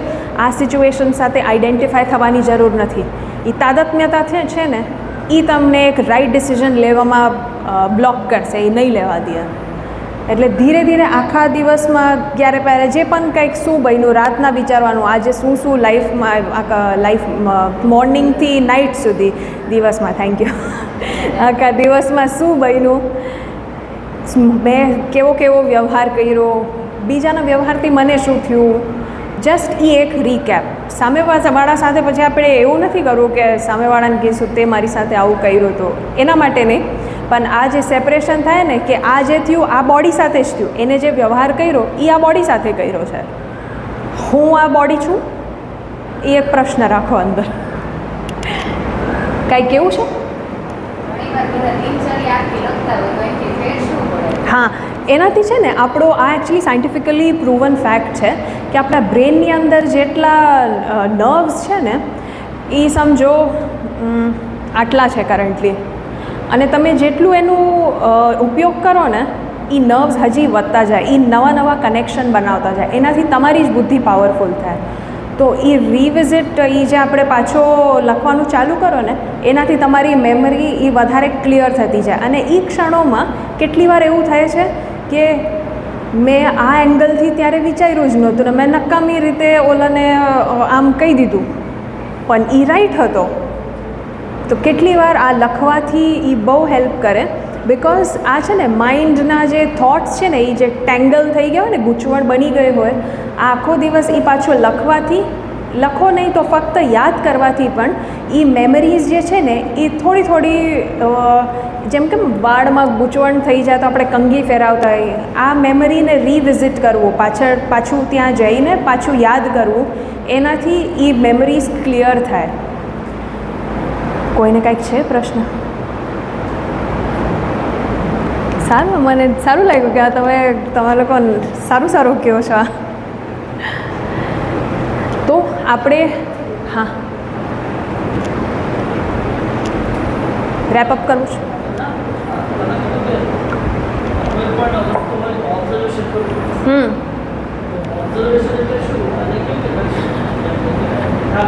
હા હા, હર વસ્તુ છે ને સાહેબ, ભાઈનો પ્રશ્ન છે કે ઓબ્ઝર્વેશન આપણે કઈ રીતે કરવું છે. આઈ થિંક થોડી વાર પહેલાંથી આપણે ઓબ્ઝર્વ કરો. ઓબ્ઝર્વેશનમાં છે ને ફર્સ્ટ સ્ટેપ મારા હિસાબે આપણે પહેલાં પોતાને ઓબ્ઝર્વ કરવાનું ચાલુ કરી કે હું શું કરું છું. સેકન્ડ સ્ટેપમાં બીજાને ઓબ્ઝર્વ કરો કે એ કઈ રીતે વર્તે છે, એ કેવું બોલે છે, એ આમ કેમ કરે છે, એ બધું જે છે. અને કાલના લેક્ચરથી એક પોઈન્ટ આપણે લઈ કે એ જેવો કરે છે હું એ જ કરું છું, હું કાંઈ ડિફરન્ટ નથી કરતી. બિકોઝ બધાની અંદર ડેટા એ જ છે. મારું આટલા પ્રમાણમાં વ્યક્ત થતો હશે, ઓલાનો આટલા પ્રમાણમાં વ્યક્ત થયો છે એ જ. જ્યારે આપણને એક ખબર પડે ને કે એનામાં ને મારામાં વસ્તુ સેમ છે, આ તો હવે ઓબ્ઝર્વેશન એટલે તમે પોતાનું જ નિરીક્ષણ કરવો પડે કે આખા દિવસના મેં ક્યાં એમ થોડીક ચાલાકી કરી નાખી કે મને બહાર જવું છે, તમે આ કરી નાખશો. પછી બહાર જવાનું હતું એમાં કંઈક એવું અગત્યનું નહોતું પણ આપણે બીજાથી કામ કરાવી લીધું. તમે જેમ કરાવ્યું એવું તમારા સાથે પણ કોઈ કરાવે જ છે. તો આ છે ને અંદર ક્રોધ ભાવ કે નેગેટિવિટી લાવવાની આમાં જરૂર નથી. ઓબ્ઝર્વેશનમાં પહેલી વાત આ જોવાની જરૂર છે કે શું થાય છે, અને બધા લોકો સેમ ડેટામાંથી સેમ વસ્તુઓમાંથી જ ઓપરેટ કરે છે. આપણો યંત્ર જ આવો બનેલો છે કે જેમાં ક્રોધ આવે ને શું હીન ભાવના આવે ને જેલસી આવે ને બધું આવે એમાં જ. હા ઓબ્ઝર્વેશન પર એક સવાલ છે કે આપણે કંઈક કામ કરતા હોઈએ તો આપણા મગજમાં એવું કે આજુબાજુના વ્યક્તિઓ ઓબ્ઝર્વેશન કરે હું કેવું કામ કરું, તો એ દરમિયાન આપણે કંઈક તો મસ્ત કામ વિચારી રહ્યા કે મસ્ત કામ થશે, પણ એ ઓબ્ઝર્વેશન આજુબાજુના ઓબ્ઝર્વેશનને કારણે આપણું કામ બગડી જતું હોય છે. હવે એને કેવી રીતે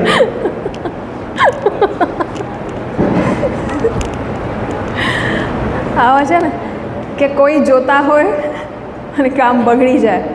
બિકોઝ આપણી અંદર છે ને એ એક ફિયર આવી ગયો હોય. તો આપણે જે એક સેન્ટરિંગની ત્યારે વાત થઈ ને કે હું એક અંદર એક સેન્ટરિંગ લાવવાની જરૂર છે. એ ભય આવે, ઓબ્ઝર્વેશન કરશો તો ખબર પડશે કે જો આ ભય આવ્યો કે એ કંઈક જોઈ છે અને આપણને હંમેશા એ જ વસ્તુ કરતા હોય છતાં એ મોમેન્ટમાં જાય. તો એ મોમેન્ટમાં રેકગ્નાઇઝ કરવાની જરૂર છે કે જો ભય આવ્યો અને હું ભયથી જુદો છું. એ મોમેન્ટમાં મેન્ટલી વિચાર કરીને પણ એ મૂકો. એ મોમેન્ટમાં એ વસ્તુનો જ્યારે દર્શન થાય ને, એ આગળની વસ્તુ કે જ્યાં તમને એકદમ ખબર જ પડી જાય કે હા હું જુદો છું. પણ એ પોઈન્ટ સુધી પહોંચીએ ને એના પહેલાં એ મોમેન્ટમાં યાદ રાખો હું ભય નથી, આ સામાન્ય માણસ જ છે, આપણે કોન્શિયસ થવાની જરૂર નથી. એ વારે વાર એ અંદર રિપીટ કરીને કામ ઉપર ફોકસ કરો જે પણ કરો છો. અને આ છે ને કે કેટલી વાર આ વસ્તુનો ઊંધો થાય, કોઈ બીજા જોતા ને આપણે વધારે સારી રીતે કરતા હોય. કે કહેશે કે આ જો આપણે સમજે ધ્યાન કરવા બેઠા છીએ ને કોઈક આવે ને ખબર પડે કે કોઈ આપણને જોવે છે, આપણે વધારે આમ થઈ જાય. બે બાજુ છે કે કોઈ જોવે છે તો કાંક કામ એક્સ્ટ્રા સારી રીતે કરશું, કાંક એકનું બે થઈ જાય. તો એ મોમેન્ટમાં શું કરશો? Focus on work. હા, અને બીજા કોઈને યાદ હોય બીજા પોઈન્ટ્સ? હા, કોન્ફિડન્સથી કામ કરશો કે મને ખબર જ છે હું કરું જ છું. આ બીજું હજી શું હતું? એક પોઈન્ટ આવ્યો હતો હજી. એ માનવ જ છે. કાંઈ પણ સિચ્યુએશન થાય ને એ યાદ રાખે આ માનવ જ છે. કાંઈ ભય લગાડવાની જરૂર નથી, નોર્મલ હ્યુમન જ છે. ભલે પછી કેટલાય મોટા પદનો હોય, નોર્મલ હ્યુમન છે. આપણે છે ને જ્યારે એ અલગ છે, મારાથી મોટા છે ને પદ એનો આવો છે, એના ઉપર ફોકસ કરો ને ત્યારે આ બધું ભય થાય ને ગડબડ થાય.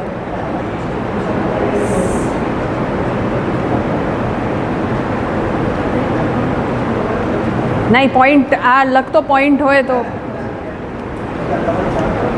હા, ચાલો આપણે આગળ વધી કે તમે આવું કરો છો, તમારાથી ભૂલ થઈ, તમને કાંઈ આવડતું નથી.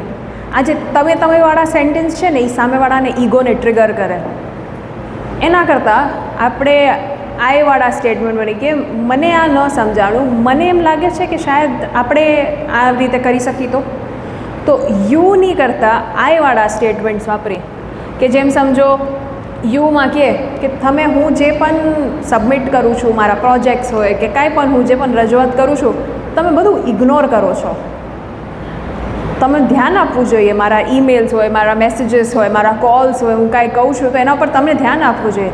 એના કરતાં એમ કહીએ કે મને મારી પ્રોગ્રેસની જરાક ચિંતા છે, તો મને સારું લાગશે અગર તમે આના ઉપર ફોકસ કરી શકો, આના ઉપર તમારું ઇનપુટ આપી શકો કે તમને શું લાગે છે.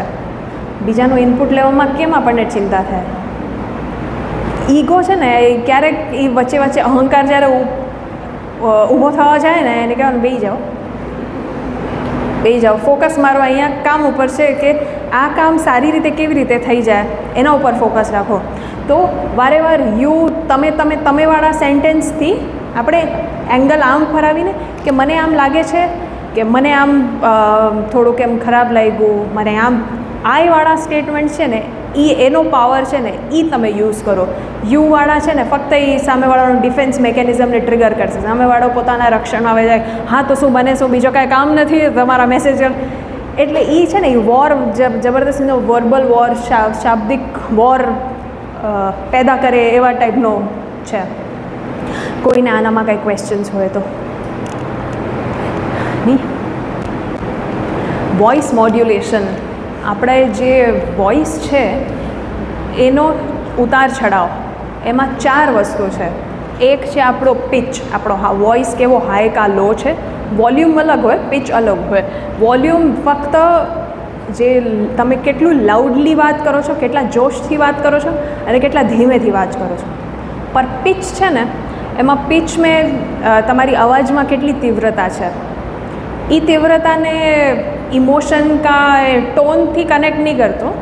જેમ આપણે દાખલો જોશું, આગળ સેન્ટેન્સ આવશે ને એમાં જોશું. હમણાં છે પેસ, આપણે જે વાત કરવાની સ્પીડ કેટલી છે. હું આખો 1 કલાકનો લેક્ચર 20 મિનિટમાં પતાવી દઉં, એના કરતાં એક નોર્મલ એવી સ્પીડ, એ સ્પીડ હંમેશા કોન્સ્ટન્ટ ન હોય. સ્પીડ તમારી ઓડિયન્સ ઉપર ડિપેન્ડ કરે છે કે એ ઓડિયન્સને ગ્રહણ કરવાની ક્ષમતા કઈ સ્પીડની છે. તમારી વાણી જે એ સ્પીડ છે બોલવાની, શું કહેવાય, સ્પીડ તો બધાને ખબર જ હોય, એ ઝડપ, થેન્ક યુ, એ ઝડપ તમારા ઓડિયન્સ ઉપર ડિપેન્ડન્ટ છે. પણ આને છે ને આપણે જોવાની જરૂર છે. એટલે વચ્ચે તમે કાંઈક બોલતા રહ્યો તો વચ્ચે સામેવાળો કંઈક આમ નોડ કરીને કંઈક બોલે છે, કાંઈક વચ્ચે પૂછતા રહ્યું કે કેટલું સમજાણું, શું સમજાણું, તો એનાથી પણ આપણને ખબર પડે કે આપણી જે સ્પીડ છે એ બધા સુધી પહોંચી કે ગઈ. નેક્સ્ટ છે ટોન. આપણો જે ટોન છે ને કેટલી વાર થોડોક સર્કેસ્ટિક ટોન આવી જાય કે હા બધું તો તમને જ ખબર હોય, અમને ક્યાં ખબર હોય.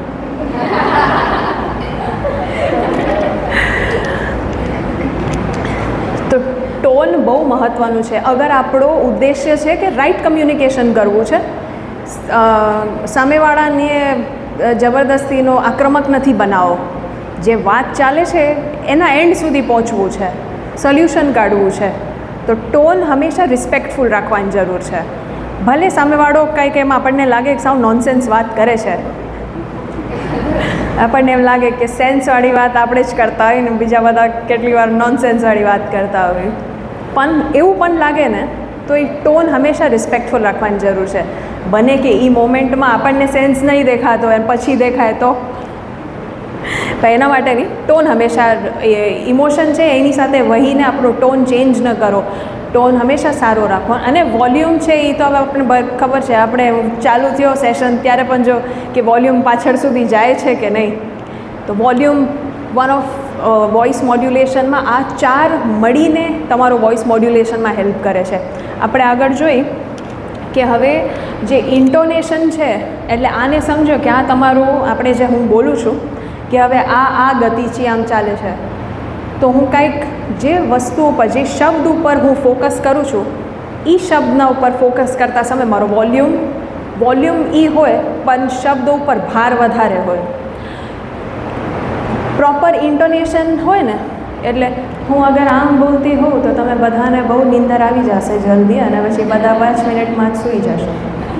આ જે ફ્લેટ ડિલિવરીના લીધે જ્યારે વોઇસ ઇન્ટોનેશન હોય કે આપણી અવાજ ઉપર જાય, શબ્દો ઉપર, કોઈ સ્પેસિફિક વર્ડ ઉપર જેના ઉપર ફોકસ કરવું છે, એનાથી આ રાઇઝ એન્ડ ફોલ એને ઇન્ટોનેશન કહેવાય, કે અવાજનો ઉતાર ચઢાવ આવી રીતે. અને એનાથી આપણું સેન્ટેન્સનો મિનિંગ એ બદલાય કે હવે સોરી આ છે ને ઓવરલેપ થઈ ગયું છે, પણ છતાંય સેન્ટેન્સ આ જ છે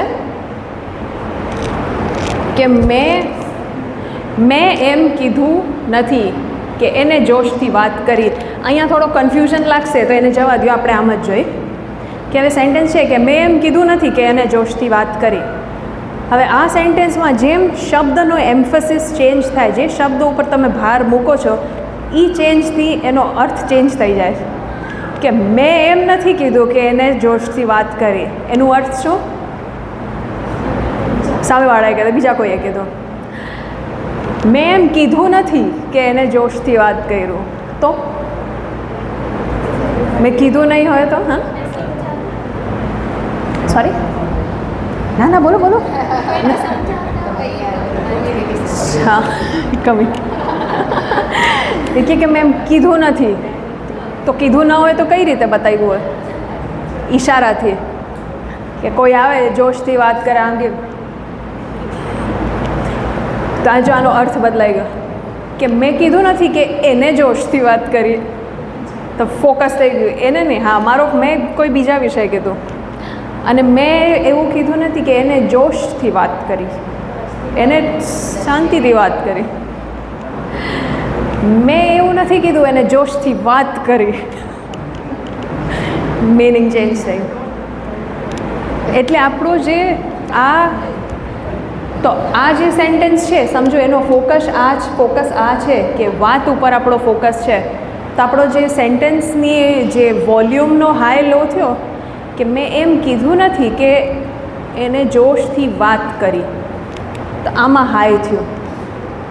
બીજું છે ને વોઇસ, આ જે ઇન્ટોનેશન, વોઇસ મોડ્યુલેશન તમારી સ્પીચને કાં એ બનાવી શકે, કાં એ ઇંગ્લિશમાં કહેવાય કે make it or break it. કાં એ તમને તમારી જે તમે કહેવા માંગો છો એ એને બહુ સફળતાથી તમારું કમ્યુનિકેશન થઈ જશે, કાં ગડબડ થશે. તો એના માટે ક્યારે પણ તમે વાત કરો ને તો આનું ધ્યાન રાખજો કે તમારો વોઇસ ઉપર નીચે આમ થતો રહેવો જોઈએ.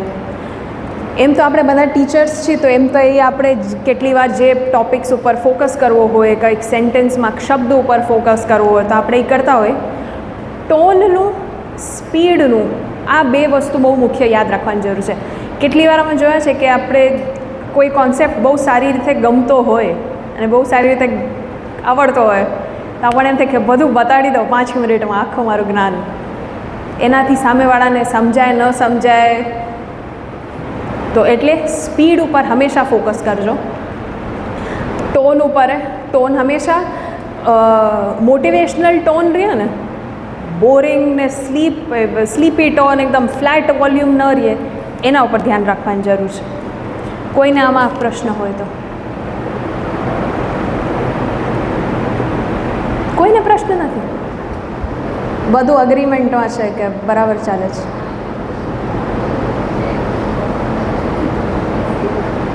ચાલો આપણે આગળ જઈ. હવે આની જરૂર શું છે વોઇસ મોડ્યુલેશનની? કે એનાથી ઓડિયન્સ એન્ગેજ રહે છે, સૂઈ નથી જાતી, સાંભળનારાઓ સાંભળે છે, નેક્સ્ટ છે કે ક્લેરિટી. તમારે જે સેન્ટેન્સમાં જે શબ્દો ઉપર ફોકસ કરો છો એ એમ્ફસાઇઝ કરે, એ બતાડે છે કે આ સેન્ટેન્સમાં આ મુખ્ય વસ્તુ હતી, આ વર્ડને યાદ રાખવાની જરૂર છે. નેક્સ્ટ છે ઓથોરિટી. એક શું કહેવાય, એક વિશ્વાસ અને પ્રભાવ વધારે. જ્યારે તમે સારી રીતે રજૂઆત કરો, એકદમ ઇફેક્ટિવલી એ વાત સામેવાળા સુધી પહોંચી જાય, એ તમારા ઉપર એનો ટ્રસ્ટ બનાવશે. Yes yes. હવે આવ્યો ડિફિકલ્ટ કોન્વર્સેશન્સ, જે આપણા કેટલી સિનારીઓઝ હોય, કેટલા નોર્મલી ટીચર્સ છો એટલે કેટલા સિચ્યુએશન વાલીઓ સાથે થતા હોય, કેટલા ટીચર સાથે થતા હોય. તો એવા સિચ્યુએશનમાં આપણે કઈ રીતે એને હેન્ડલ કરી શકીએ, શું સેન્ટેન્સીસ તમે વાપરી શકો, શું અપ્રોચ રાખી શકો. એક છે કે એન્ઝાયટી. કેટલી વાર છે ને સામેવાળો ભયવાળો હોય ને તો એ અંદર થોડોક એન્શિયસ હોય છે, થોડીક એની ચિંતા હોય છે. અને એ કેટલી વાર જે ક્રોધી દેખાય છે ને એ ક્રોધનું કારણ ચિંતા હોય છે. કેટલી વાર વાલીઓ આવીને કહે કે તમને મારા છોકરાની કંઈક પડી જ નથી, તમે મારા છોકરા ઉપર ફોકસ જ નથી કરતા. એ કેમ લાગે છે એવું, એ કેમ આવીને કહે છે. આપણે એ સમયે આપણો અહંકાર ઊભો કરી કે ના ના એવું કાંઈ નથી, તમને તો કાંઈ ખબર નથી. એ સામેવાળાની જગ્યાએ તમે જઈને વિચાર કરો કે બને કે સામેવાળાને એવા ટાઈપનો માહોલ ન મળ્યો હોય કે જેને, અથવા એવા ટાઈપના એને ટીચર્સ ન મળ્યા હોય કે જે ધ્યાન આપતા, તો એ લોકોને થાય કે આ અમારા દીકરા સાથે દીકરી સાથે એવું ન થઈ જાય. તો કેટલી વાર સામેવાળાનો જે ક્રોધ છે એનું કારણ ભય હોય છે. એ યાદ રાખજો. સામેવાળાને ભયને સમજો અને એ ભયને તમે ટેકલ કરી દો, એને આશ્વાસન આપી દો, તો એ સિચ્યુએશન તમારો ઘણો શાંત થઈ જાય, ત્યાં એ હેન્ડલ થઈ જશે સિચ્યુએશન. અને કોઈ કાંઈક બોલે તમને, તમે જવાબ આપો એની પહેલાં જે ફાઇનલ એનો કેન્દ્રબિંદુ બદલો. કે વાલીઓ સાથે અહમની લડાઈ લડવા બદલે સંવાદનો ફાઇનલ ઇન્ટેન્શન શું છે, બાળકનું સારું થવું જોઈએ, બાળકની સક્સેસ, બાળકનું જે સ્ટડીમાં સક્સેસ અથવા જે પણ બીજા હોબીઝમાં સક્સેસ, એ ફાઇનલ ગોલ છે. એ રાખીને વાત કરો.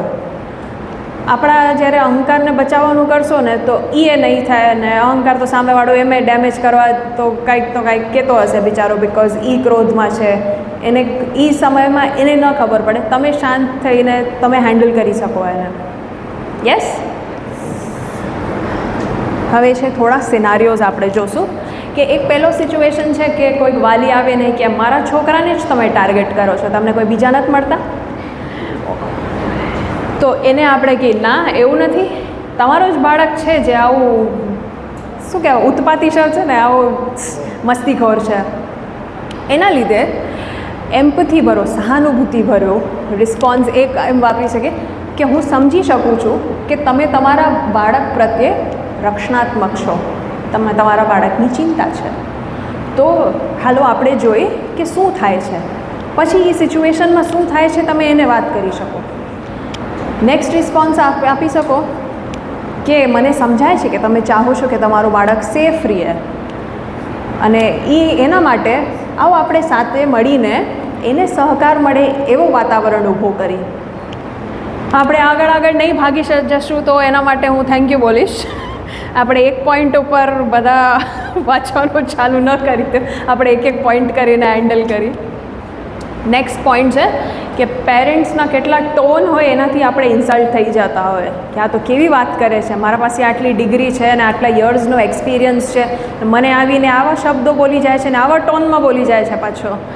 તો એ પાછો તમે આક્રમક બનો એની કરતાં કે હું સમજી શકું છું કે આ સિચ્યુએશન તમારા માટે ઇમોશનલ છે, તો આપણે સાથે મળીને સોલ્વ કરી.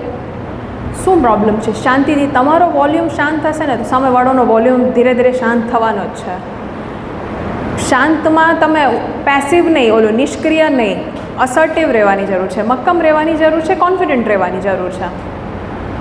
નેક્સ્ટ કે તમે જે કહેવા માંગો છો હું એને સપોર્ટ કરું છું તમારી ભાગીદારીને, તો આપણે એક કદમ પાછળ લઈને જોઈ કે આ સિચ્યુએશન આપણે કઈ રીતે કઈ રીતે સોલ્વ કરી શકીએ. પેરેન્ટ્સ કમ્પ્લેન કરતા હોય કે મારા દીકરાના આટલા ઓછા માર્ક્સ કેમ આવ્યા, એ તમારો દીકરો નથી ભણતો, આવા ટાઈપના જવાબો કરતાં આપણે થોડુંક ફરાવાની જરૂર છે કે હું સમજી શકું છું. અને આ બધા છે ને એમ્પથીના રિસ્પોન્સ કેમ જરૂર છે? એમ્પથીના રિસ્પોન્સ સામેવાળાના ઇમોશનને તમે વેલ્યુ આપો છો એ દર્શાવે છે. એટલે કે હું સમજી શકું કે તમને એના પરફોર્મન્સ વિશે તમને ચિંતા છે. આવો અને આપણે જોઈ કે શું કરીને આપણે એનો પરફોર્મન્સ બેટર કરી શકીએ. એને કયા ફિલ્ડમાં મદદ છે એ તો તમને ખબર જ હોય. એટલે તમે ટીચર્સ છો તો કયા બાળકને ક્યાં નબળાઈ છે એ તો ખબર જ હોય. તો એના ઉપર ફોકસ તમે કેન્દ્ર બિંદુ એ બાજુ જે છે એના ઉપર ફોકસ કરો કોન્વર્સેશનના. અને માર્ક્સ ઉપર વધારે પડતો ફોકસ જે બધાનો હોય, આપણે કહીએ કે માર્ક્સ સ્ટ્રેસફુલ હોય છે એ આપણને ખબર છે. તો આપણે તમે એમ સજેસ્ટ કરી શકો કે હાલો આપણે એક નાનો કંઈક એવો પ્લાન બનાવી કે જેથી બાળકને સમજો રોજ ભણવાનો એક હેબિટ બની જાય, એના માટે કંઈક પ્લાન બનાવી. તો આવું તમે જ્યારે પહેલાં સામેવાળાના ઇમોશનને રેકગ્નાઇઝ કરો કે હા હું સમજી શકું છું કે તમે શું બોલો છો, તમને ચિંતા છે, અને નેક્સ્ટ સેન્ટેન્સમાં તમે એમને કહો કે આપણે એ પ્રોબ્લેમને આ રીતે સોલ્વ કરી શકીએ. યસ, કંઈક છે ક્વેશ્ચન્સ કોઈના? થોડા હજી ક્વેશ્ચન આ પેરેન્ટ્સ અને ટીચર્સના હજી થોડા છે કે હોમવર્ક બહુ બધું છે, બીજા બધા સ્ટુડન્ટ્સ મેનેજ કરી લે છે, તમારા બાળકને શું પ્રોબ્લેમ છે? એવો જવાબ આપીએ આપણે કે બધા તો થઈ જાય છે, બધાને તો થઈ જાય છે. તો આપણે કે આ ચિંતા તમે જણાવી એના માટે એના બદલ આભાર. આપણે જોઈએ આપણે આને કઈ રીતે હેન્ડલ કરી શકીએ. અને કોઈ કે આટલા બધા હોમવર્કની શું જરૂર છે? બિકોઝ આ બધા જે ટૉપિક્સ છે એ ઇમ્પોર્ટન્ટ છે. તો એના માટે એને ઉપયોગી આવે, એને લાઈફમાં ઉપયોગી થાય, હમણાં સ્કૂલના સ્ટડીઝમાં ઉપયોગી થાય, એના માટે આપવામાં આવ્યું છે.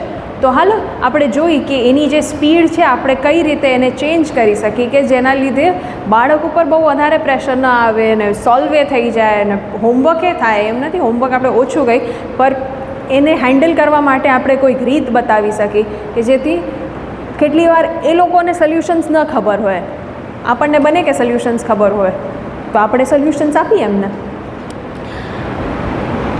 બાળક ઘરમાં બહુ શાંત છે પણ અહીંયા સ્કૂલમાં આવીને બહુ મસ્તીખોર થઈ જાય છે. એ કેટલા પેરેન્ટ્સને બને કે એક્સેપ્ટ જ ન થાય કે ના તો ઘરમાં તો એકદમ ડાય ડમરો બેઠીને બેઠો હોય. તો બાળક ઉપર એ ડાયરેક્ટ અટેક વાલીને અટેક કરતા કે તમે ખબર નથી આ જો આવું કેવું છે, તેના લીધે તમે ફોકસ કરો કે આ હું સમજી શકું છું કે આ ડિફિકલ્ટ હશે સાંભળવા માટે, પણ આ જે બાળક છે આ સ્કૂલમાં આવીને આ રીતે વર્તે છે, પણ આપણે જોઈ શકીએ, ફાઇન્ડ આઉટ કરી શકીએ કે એનું બિહેવિયર કેમ બદલાઈ જાય છે, સ્કૂલમાં કેમ બદલાઈ જાય છે. તો સ્કૂલમાં કેમ બદલાય? કોઈને કંઈક આઈડિયા હશે?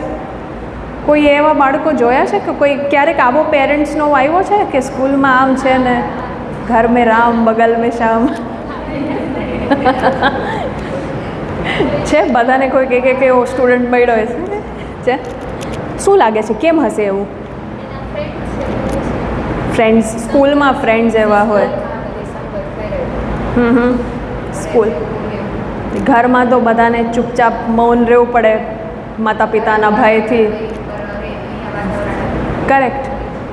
તો આપણે શાંતિથી એ વસ્તુ રજૂઆત કરે કે હું સમજી શકું છું કે આ સમજવામાં આ વાત પચવામાં થોડુંક ડિફિકલ્ટ હશે, પણ કઈ રીતે આ વાતાવરણનો ફેરના લીધે બાળકમાં ચેન્જ આવે છે, અહીંયા એના વધારે મિત્રો છે એટલે એનો સ્વભાવ વધારે ખીલીને નીકળે છે, અને ઘરમાં શાંત છે, ઘરમાં ક્રોધ નથી કરતો.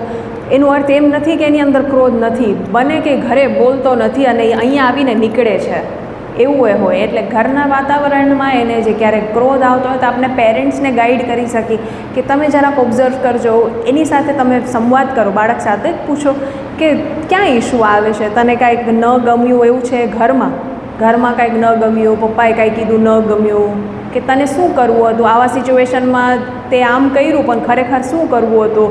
તો બાળક જેટલો ખુલશે, જેટલો નિખરશે ને એના લાઈફમાં ખૂબ સારું રિફ્લેક્શન આવશે. જે નેક્સ્ટ છે ટીચરને કમ્પેર કરતા પેરેન્ટ્સ કે એ ટીચર તો જો આ રીતે અને આ તમે તો જો આપણે કે મોકલી દો એને ત્યાં. તો એના કરતાં ડિફરન્ટ ટીચર્સની ડિફરન્ટ સ્ટાઇલ હોય, બધાની અલગ સ્ટાઇલ હોય શીખવાડવાની. તો આપણે ફોકસ હંમેશા એવું કહ્યું કે ફોકસ કઈ કે બાળકને કઈ રીતે શું વસ્તુમાં મદદ મળી શકે, તો આપણે એના ઉપર ફોકસ કરીએ. અથવા એવું પણ કહીએ કે હા એમની સ્ટાઇલ સારી છે, એમની પદ્ધતિનું હું સન્માન કરું છું અને હું એમની સાથે વાત કરીશ કે એમની સ્ટાઇલ અને મારી સ્ટાઇલ મળીને અથવા એમની સ્ટાઇલને હું કઈ રીતે ક્યાં ઇમ્પ્લિમેન્ટ કરી શકું, તો ભલે ને કાંઈ વાંધો નથી. કે છે વાંધો થોડો નથી.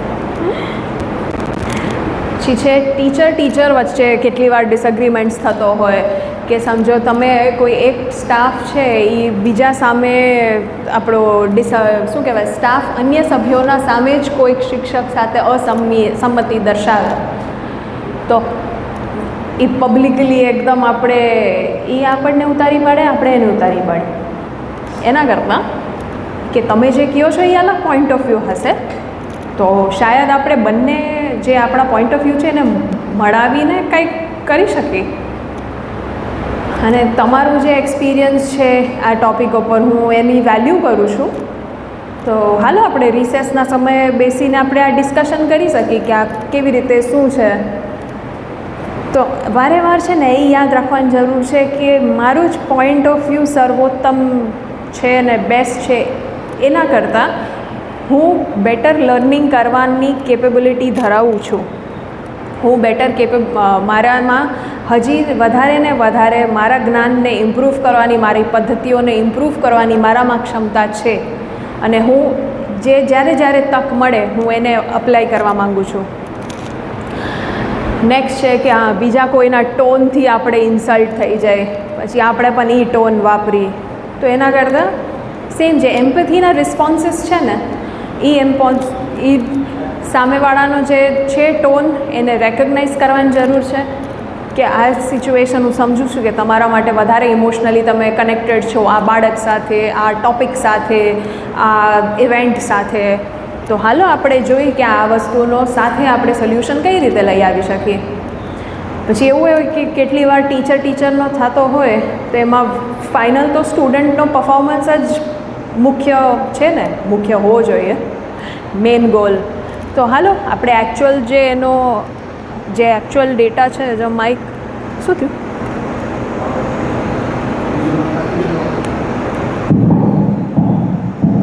છે, ચાલુ છે.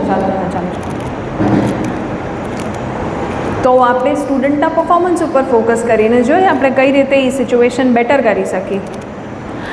ટીચર અને મેનેજમેન્ટ વચ્ચે પણ કેટલા વખતે કંઈક ડિસઅગ્રીમેન્ટ્સ થતા હોય કે જેમ કોઈ એકદમ સ્ટ્રોંગ ક્રિટિસિઝમ આવી જાય મેનેજમેન્ટ તરફથી, તો હવે એ સિચ્યુએશનમાં આપણે સાવ વિડ્રો થઈ જાય કે શું કહેવાનું હવે જવા દો, કાં એકદમ નિરાશ થઈ જાય.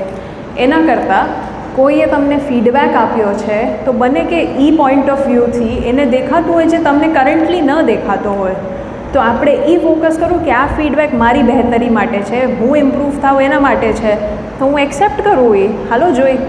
અને એ સંવાદ જ્યારે તમે કમ્યુનિકેશન ઓપન કરશો તો તમને એ વસ્તુ ઇમ્પ્લિમેન્ટ કરવામાં શું ઇશ્યુ આવે છે તમે એ પણ કહી શકો કે ના પણ આમાં આવું હોય તો પછી એ બને કે એનાથી સોલ્યુશન આવે, અથવા વાત કરતાં કેટલી વાર સોલ્યુશન નીકળતો હોય જે પહેલાં શરૂઆતમાં ન હોય સોલ્યુશન. તો એટલે ક્યારે પણ કોઈ પણ ક્રિટિસિઝમ ક્યાંથી પણ આવે એને એક ક્ષણ માટે અંદર તો આવવા દેજો, સાંભળજો. Thank you for pointing this out. Thank you તમે આ મને જાણ કરી આ બાબત તરફ ધ્યાન દોરવા માટે, નહીં તો મારો ધ્યાન નહોતો. એટલે વારે વાર મેઇન ટૉપિક એ જ રહે છે કે આપણે અહંકારને ઊભો ન કરો. સામેવાળો કહે છે તો એ ફોકસ રાખો કે મારા ઇમ્પ્રૂવમેન્ટ માટે કહેતો હશે. પછી ટીચિંગ સ્ટાઇલ્સમાં આ તો પોઈન્ટ આવ્યો કે કોઈ ટીચરની સ્ટાઇલ્સને કમ્પેર કરતો હોય તો આપણે કે ભલે હું શીખવા માગું છું, હાલો તો હું જોઈશ, હું એની સાથે વાત કરીશ કે એ કઈ રીતે આ વસ્તુને ઇમ્પ્લિમેન્ટ કરે છે, તો એ સ્ટાઇલ મારે બને કે તમને પણ એ પછી ફાવી જાય, બિકોઝ એ શાયદ વધારે ઇઝી હશે. તો ફાઇનલ આપણું જે કોર ચોઇસ છે એ આપણે તો આપણો ભય છે એ પૂછશે કે હું મારો બચાવ કેવી રીતે કરું. નહીં તો તમારી જે અંદર જે સહાનુભૂતિ અથવા જે ખુલ્લાપણું છે એ પૂછશે કે આપણે એકબીજાને કેવી રીતે સમજી. તો હવે નેક્સ્ટ ટાઈમ જ્યારે કોઈ પણ સ્કૂલ ઇન્ટરેક્શન, સ્કૂલમાં કંઈક વસ્તુ થાય અથવા ક્યાં પણ થાય, તો ત્યારે તમે શું ફેર લાવશો? કે પહેલાં તો જે આપણે હાથ રાખી દઈએ, આ લાસ્ટ જ છે, ના લાસ્ટ જ છે આ. તો હવે જે ફાઇનલી આપણે ફોકસ ક્યાં કરશું, આપણે હાથ ખુલ્લા રાખીને વાત કરવા માટે બોડી લેંગ્વેજ ઉપર ફોકસ કરીને હર કોન્વર્સેશનમાં આ યાદ રાખશું. સેકન્ડ, કે સામેવાળો જે કોઈ પેરેન્ટ છે એ કાંઈક બોલે છે બહુ આક્રમકતાથી, તો એના ક્રોધ પાછળ બાળક માટે ભય છે કે મારા બાળકનું કંઈક એના ઉપર ધ્યાન રહે એ છે, એ યાદ રાખજો. સામેવાળાનો ભય, સામેવાળાનો ક્રોધ થઈ ગયું સામેવાળાનો ક્રોધ, હા ના, સામેવાળાનો ક્રોધ મારા અહંકારને ઠેસ પહોંચાડવા માટે નથી, એને કાંઈક ભય છે, એ એની રજૂઆત કરે છે. તો એ યાદ રાખવાની જરૂર છે. તો એટલે હું એ ક્ષણમાં થોડો પોઝ થઈશ કોઈક આવે તો, અને એ વસ્તુને, સામેવાળાના ભયને શાંતિથી હું હેન્ડલ કરવાનો પ્રયત્ન કરીશ. અને તમે કરવાની જગ્યાએ હું કે મને એવું લાગ્યું કે મને આવી રીતે સારું પડશે, આ સ્ટેટમેન્ટ્સ હું વાપરવાનું ટ્રાય કરીશ. અને ઓલું શું કહેવાય કે મેણા મારવાનું નહીં કરવું, સાર્કેસ્ટિક ટોનનો વાપર નહીં કરું. ફોકસ જે પણ બાબત હોય એના મેન ફોકસ ત્યાં રાખીશ કે આ ગોલ છે, પછી એ તમારા રસ્તેથી નીકળે કે મારા રસ્તેથી નીકળે, તમારા રસ્તે માટે પણ હું ઓપન રહીશ, આ ફોકસ રાખીશ. કોઈને કંઈક ક્વેશ્ચન્સ હોય તો. હવે બેનનો પ્રશ્ન હતો એ શરૂઆતનો, શું હતો પ્રશ્ન બેન? હા, બીજાને કેટલી વાર રજૂઆત કરીએ છીએ તો આપણી અંદર કેટલી વાર રડાઈ જાય છે. તો કેમ રડાઈ જવાય છે? આ છે ને આ બે, હા બોલો. ના પછી સંભળાશે નહીં એ લોકોને. અચ્છા બોલો શું કહેતા હતા? લડાઈ એટલા માટે છે કે આપણને જે ખરેખર કેવું છે ને એ કંઈ નથી છે, એટલે કોમ્યુનિકેશન સારું નથી થયું. એના કરતાં શાંત રહેવું અને પેલાને સમજાવવું કે ખરેખર શું વિચારું છું. એ જ શાંત રહેવું પેલા 5 મિનિટ. હા એ જ. એની દ્રષ્ટિએ વિચારું કે અત્યારે બોલવાનું પછી સમજાવું. હા, તો મેં કીધું ને સેશનની એન્ડમાં આપણને આન્સર આનું થોડું મળી જશે કે આપણે એ મોમેન્ટમાં, અને આ છે ને બોડીની રચના છે કે કેટલા લોકો જે અંદર એક ઓલો ફિયર આવી ગયો હોય, એંગર, ક્રોધ આવી ગયો હોય, કાં ભય આવી ગયો હોય, એ કાં તો બોલીને રજૂઆત થાય છે કાં આંખથી રજૂઆત થાય છે, એટલે આંસુ દ્વારા. એને કંટ્રોલ કરવા માટે એ જે અંદરનો ભય આવે છે ને એ ઓબ્ઝર્વ કરવાની જરૂર છે. આમાં ઉપર આઈ થિંક સાહેબ વધારે પ્રકાશ પાડી શકે. હા, થઈ ગયું. એક પ્રશ્ન છે કે કેટલી વાર એમ થાય છે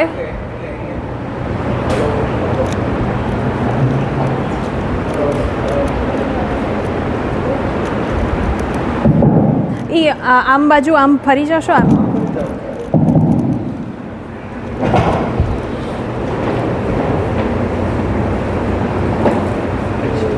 એટલે એની અંદર એવું બનેલું હોય છે, એટલે ઇમોશનલી આંસુ આવી જાય છે, ઇમોશનલી આંસુ આવી જાય છે, એમાં પેઇન બોડી તમારું બની ગયું હોય છે. પેઇન બોડી એટલે બીજા લોકો આપણને હંમેશા નીચા પડતા હોય, હંમેશા હલકા પડતા હોય, અને આપણે અભિવ્યક્ત ન કરતા હોય તો અંદર એક પેઇન બોડી બને છે. અને એ પેઇન બોડી પોતે અભિવ્યક્ત થઈ શકતું નથી, પોતે અભિવ્યક્ત થવા માટેની શક્તિ નથી, એટલે એ પેઇન અંદર ને અંદર રહે છે. એટલે જ્યારે કાંઈ પણ અભિવ્યક્તિ આપણે જ્યારે કરવા જાય ને ત્યારે આંખમાંથી આંસુ આવે છે. એ પેઇન બોડીના છે. આપણે અભિવ્યક્ત નથી કરી શકતા, જે વસ્તુને આપણે સામેવાળા લગી પહોંચાડી નથી શકતા, અંદર સપ્રેસ કરી છે, એને લીધે એક પેઇન બોડી બને છે. અને એ પેઇન બોડીને લીધે આંખમાંથી આંસુ આવે છે. એટલે હવે એવી કળા શીખવી જોઈએ કે સામેવાળાને આપણી ભાષામાં સારા શબ્દોમાં સારી રીતે રજૂઆત કરી, ખાલી સાંભળી જ લેવું નહીં, પણ એને જવાબ દઈ બહુ સારી રીતે, બહુ સારી ભાષામાં, બહુ પ્રેમથી, બહુ રિસ્પેક્ટથી, તો અંદરનો પેઇન બોડી છે એ શાંત થશે, તો આંખમાંથી આંસુ નહીં આવે.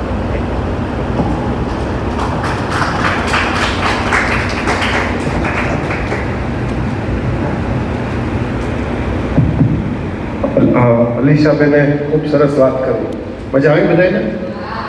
કારણ કે મેં તો જોયું કે જે આપણે માટે જે ખૂબ જરૂરી પોઈન્ટ હતા, એમણે ઘણા દિવસથી રિસર્ચ કરીને કે ખરેખર શિક્ષકને કયા કયા પોઈન્ટની ત્રુટિ હોય છે અને ક્યાં કામ કરવાનું હોય છે. તો મેં જોયું છે પ્રોપર કે બધા જ પોઈન્ટ આપણે આવી ગયા છે.